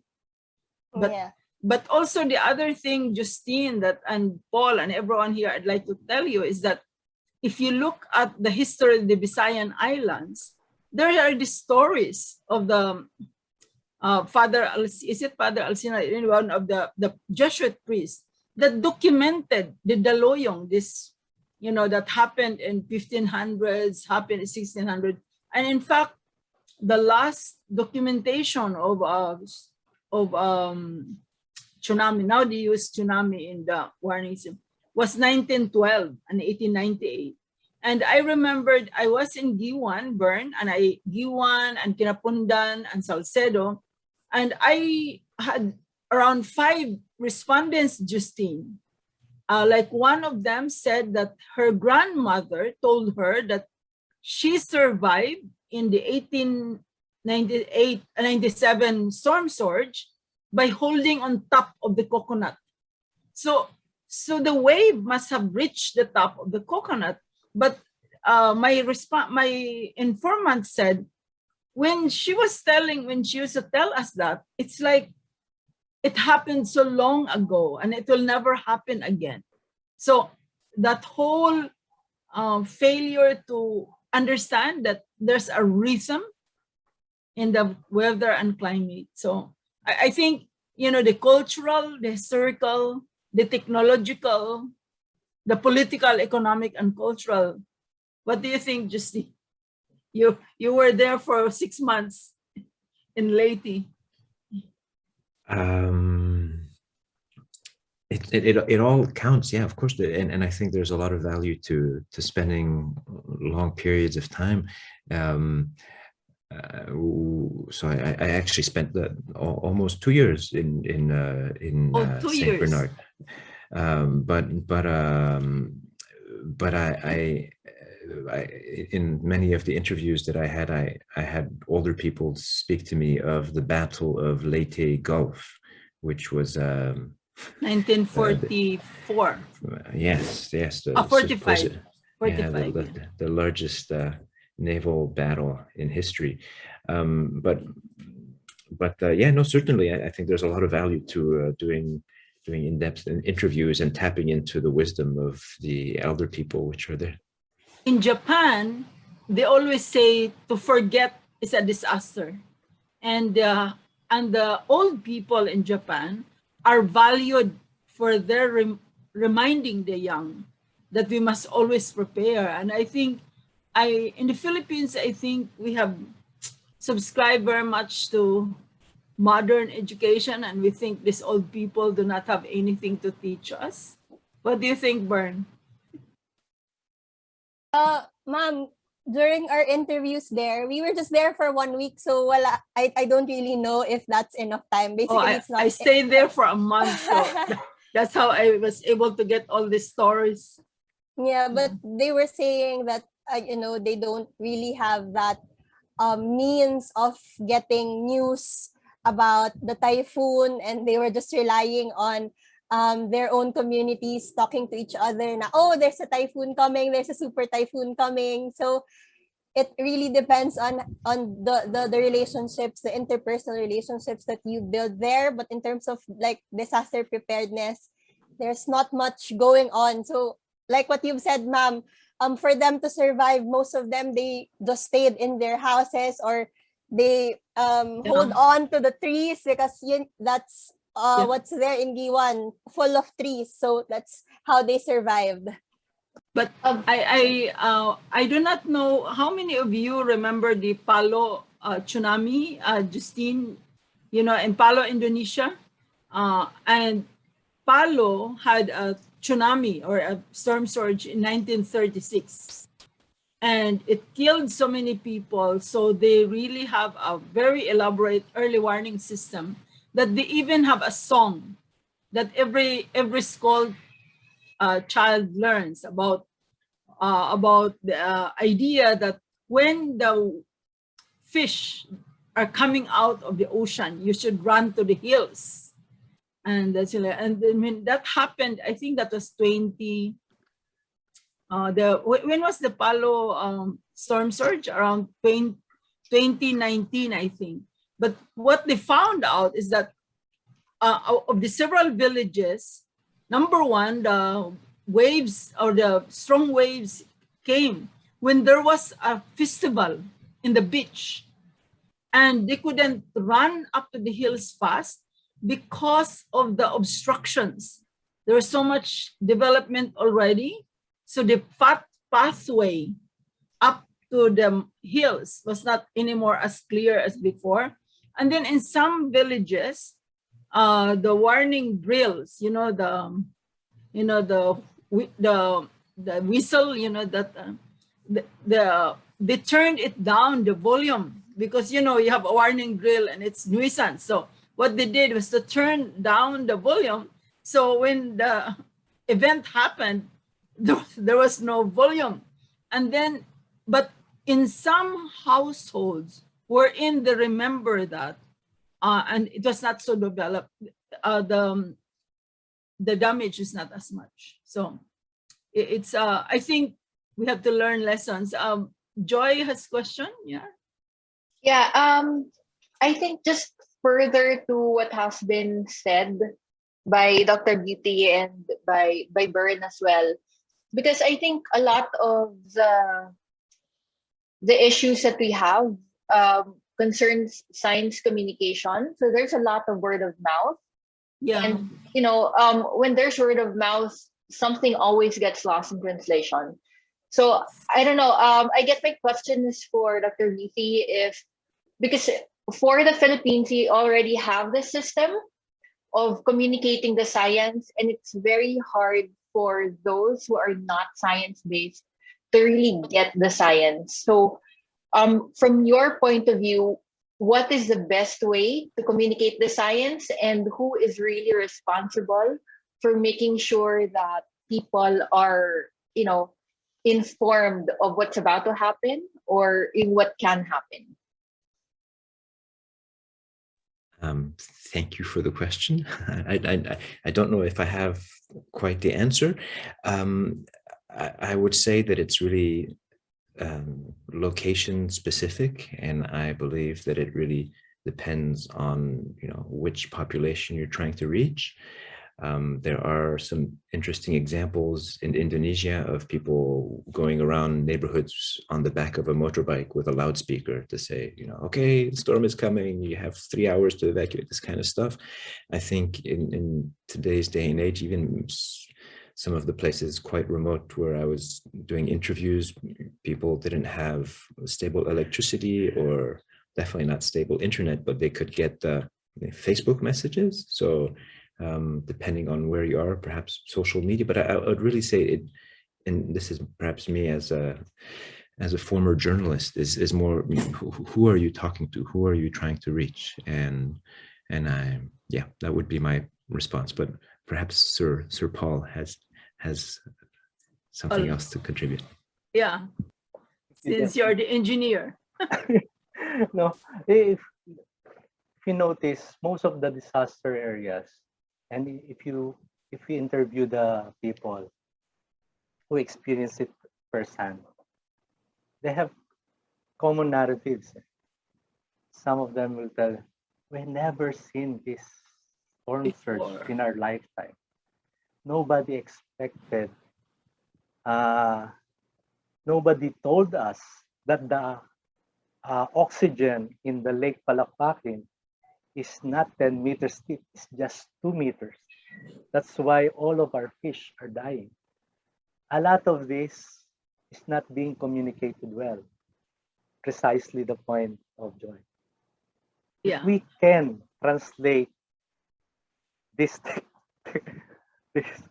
technical science into layman's, okay?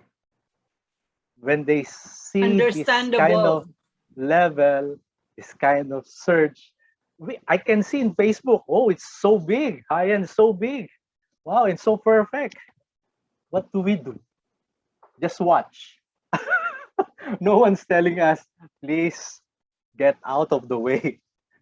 Okay, tighten your roof by whatever means. No one is telling those kind of communication. I think the narrative of those people are the same. In our lifetime, we haven't seen it. We're not expecting it. Baka we better someone from the history department give us a lecture on those typhoons, tsunamis.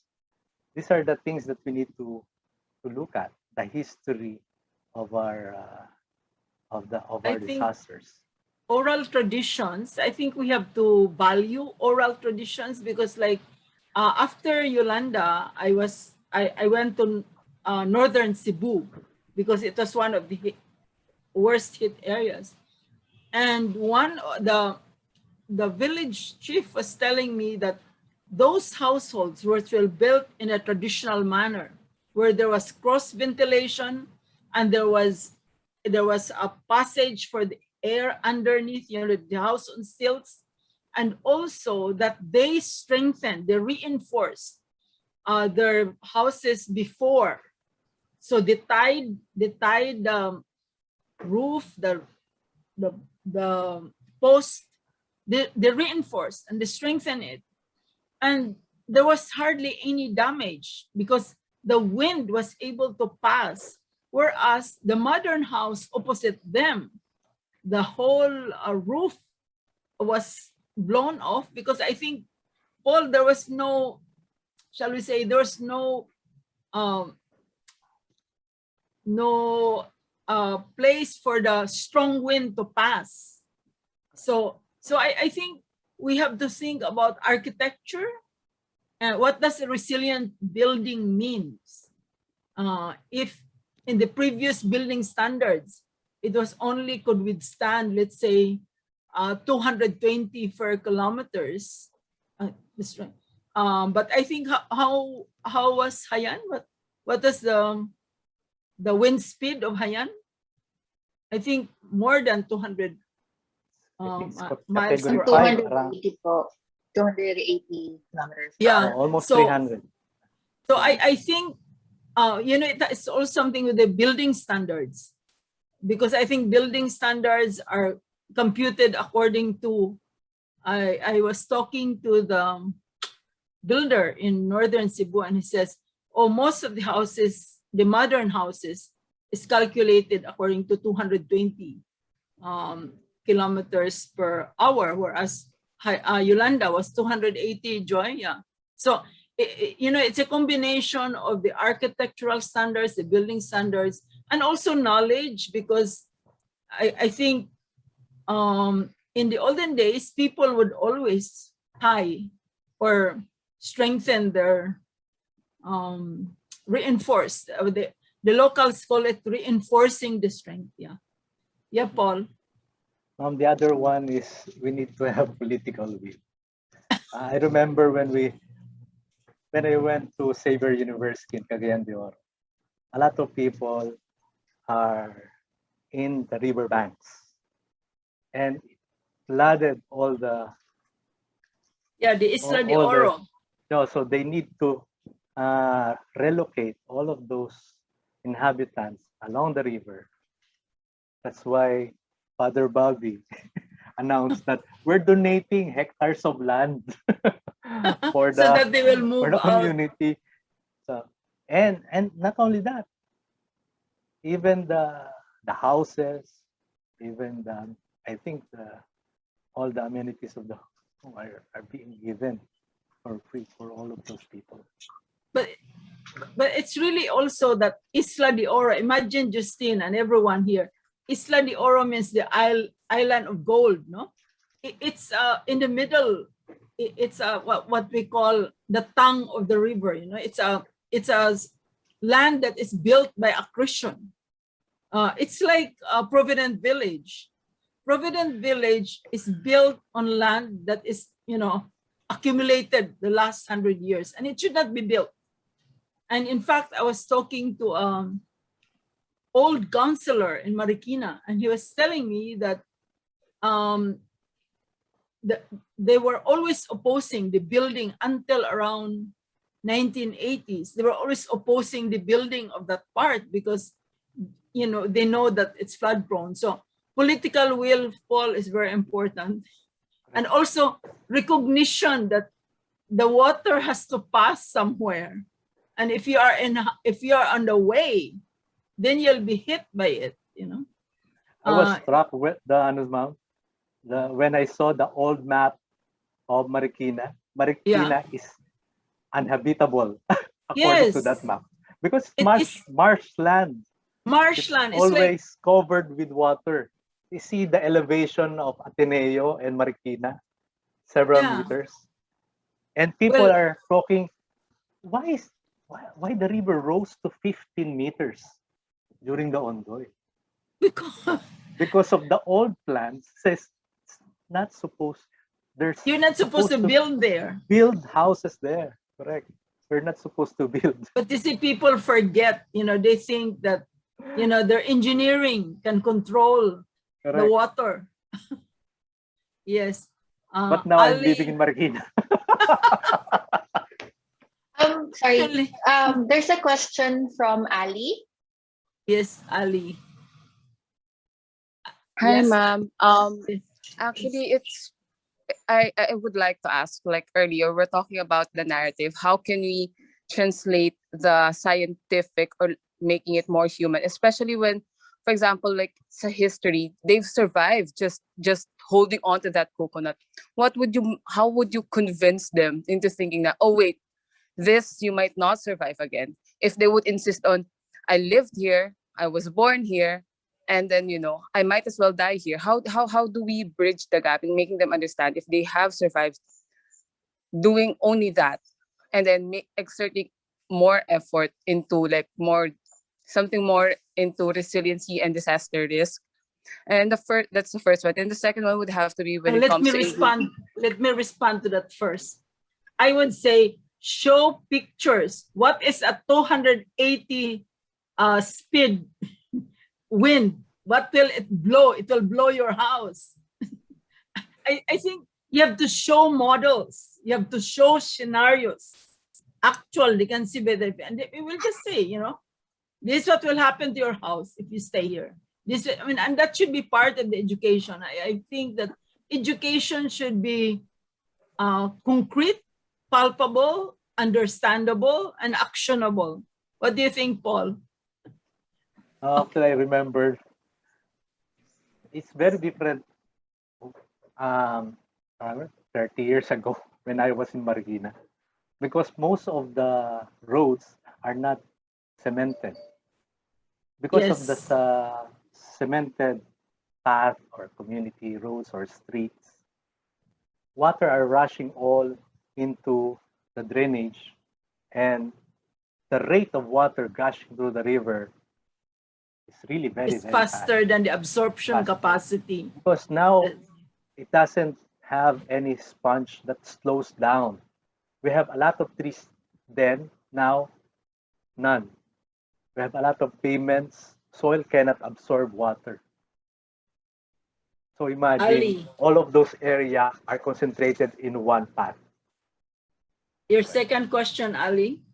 Yes, and then ma'am, the second question, actually, it's more of a comment when you're talking about engineering and architecture. And when you look at different countries, you look at how much they have advanced when it comes to engineering. Especially, I've worked with people in the infrastructure department of our government, and then you would see that there is a problem with prioritization. Not only that, you look at how would you convince these people. For example, we have existing infrastructure in irrigation, and then you want to make it more climate change adaptive.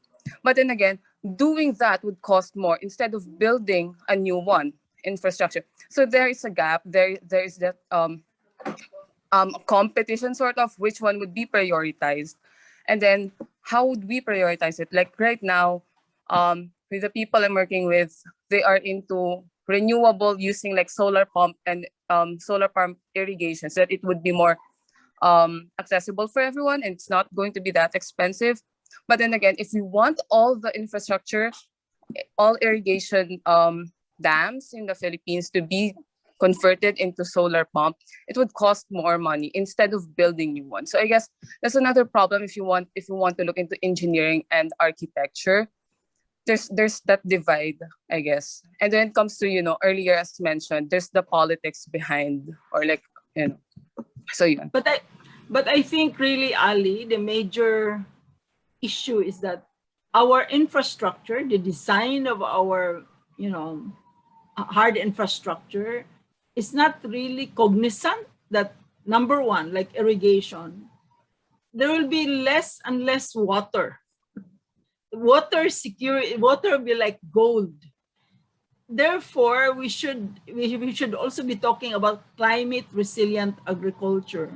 We should try to shift from crops that use so much water. And rice is one of those that really use so much water. So we should shift part of our diet into complex carbohydrates like sweet potato, corn, things like that. So I think we have to think systems, not just what we call pachi, just we look at architecture, we look at design of buildings. It's a whole systems thing. Paul and Justine, would you have comment about that? I Hi, Paul. agree, ma'am. Yeah, I agree, ma'am. Actually, there was this running joke, like everybody was I don't know, ridiculing, I forgot her name, Cynthia Villar with her no only rice policy. But let's look at what happened in Korea and how they achieved yung rice sustainability and food security. If you look at, because I was we went to Korea for a conference to look at the irrigation, and then they have oversupply of rice. And then we asked them, what happened? What changed? Where did it change?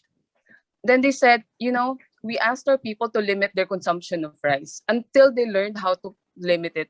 Nagkaroon sila, they got to adapt it. And then their rice supply right now, there's too much rice that they wanted to export it. So there is that knowledge of what you've mentioned earlier, ma'am, na like, we have sweet potatoes, etc., etc., etc. There are different ways of looking at it. So, yun.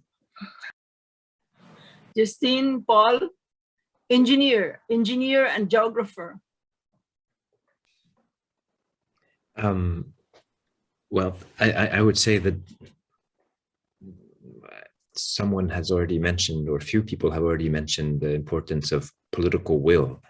And I think there are certainly things that people on the bottom can do, whether it's choosing to eat more sweet potatoes and more rice or whatnot. But I think fundamentally, it's the people with power, whether it's the politicians or the people high up in the private sector, which are instrumental in making the right decisions to nudge things in the right direction. That would be my 2 cents on that important question.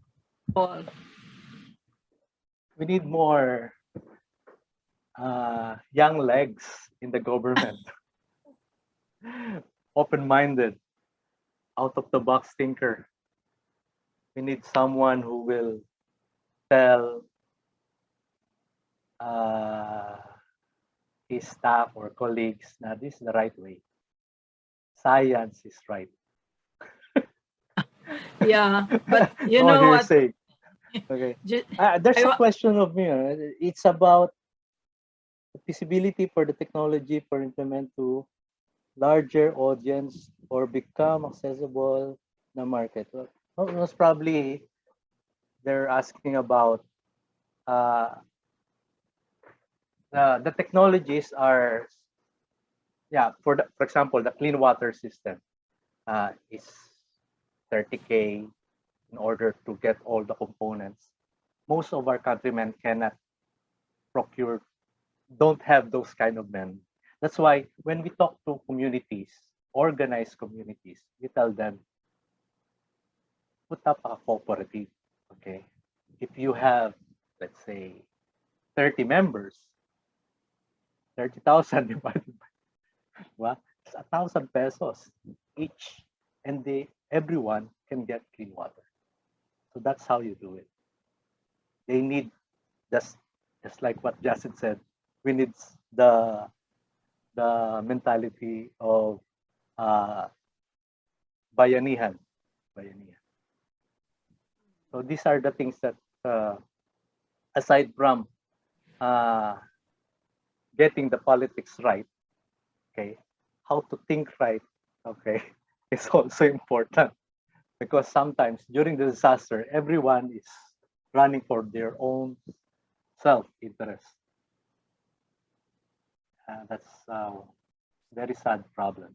That's why I'm appealing to those who are very young. Please go to government. See Vico Soto. He's very young, very passionate. I think he's one of our examples of good governance. I think Isko Moreno is also doing well. We need more. We need to duplicate ourselves. If you think we can make a difference, please do. If I I'm think- younger, probably I will run. I'm already 50. Well, it seems that, political will and, political capacity is very important. I think we have to think, I really like President Ramos' Bibingka approach. Power from above and power from below. And I remembered Sumsok Bunjabancha, who is the director of the Ateneo of the Asian Coalition for Housing Rights. And he said, you people, you Filipinos, trust your government so much to do something. Here in Thailand, we just organize and do it ourselves and push the government to support us. So I think as what Paul and Justina says, we have to organize. We have to sort of band together, There's a famous analogy that walis ting-ting, by itself cannot work, but if the coconut ribs are put together, then it can do something. So, okay, are there any more comments before we thank our speakers for their generous time and their intellectual generosity sharing their studies with us and their initiatives like the Ateneo Innovation Center? I don't think there are any more Okay. questions, Doc Emma. Can we give Justine and Paul a big hand or a heart or thumbs up? So thank you very much. We'll see you next time. We'll have another session also. And so all the hearts to Justine and Paul and to Rax at the Pasig City.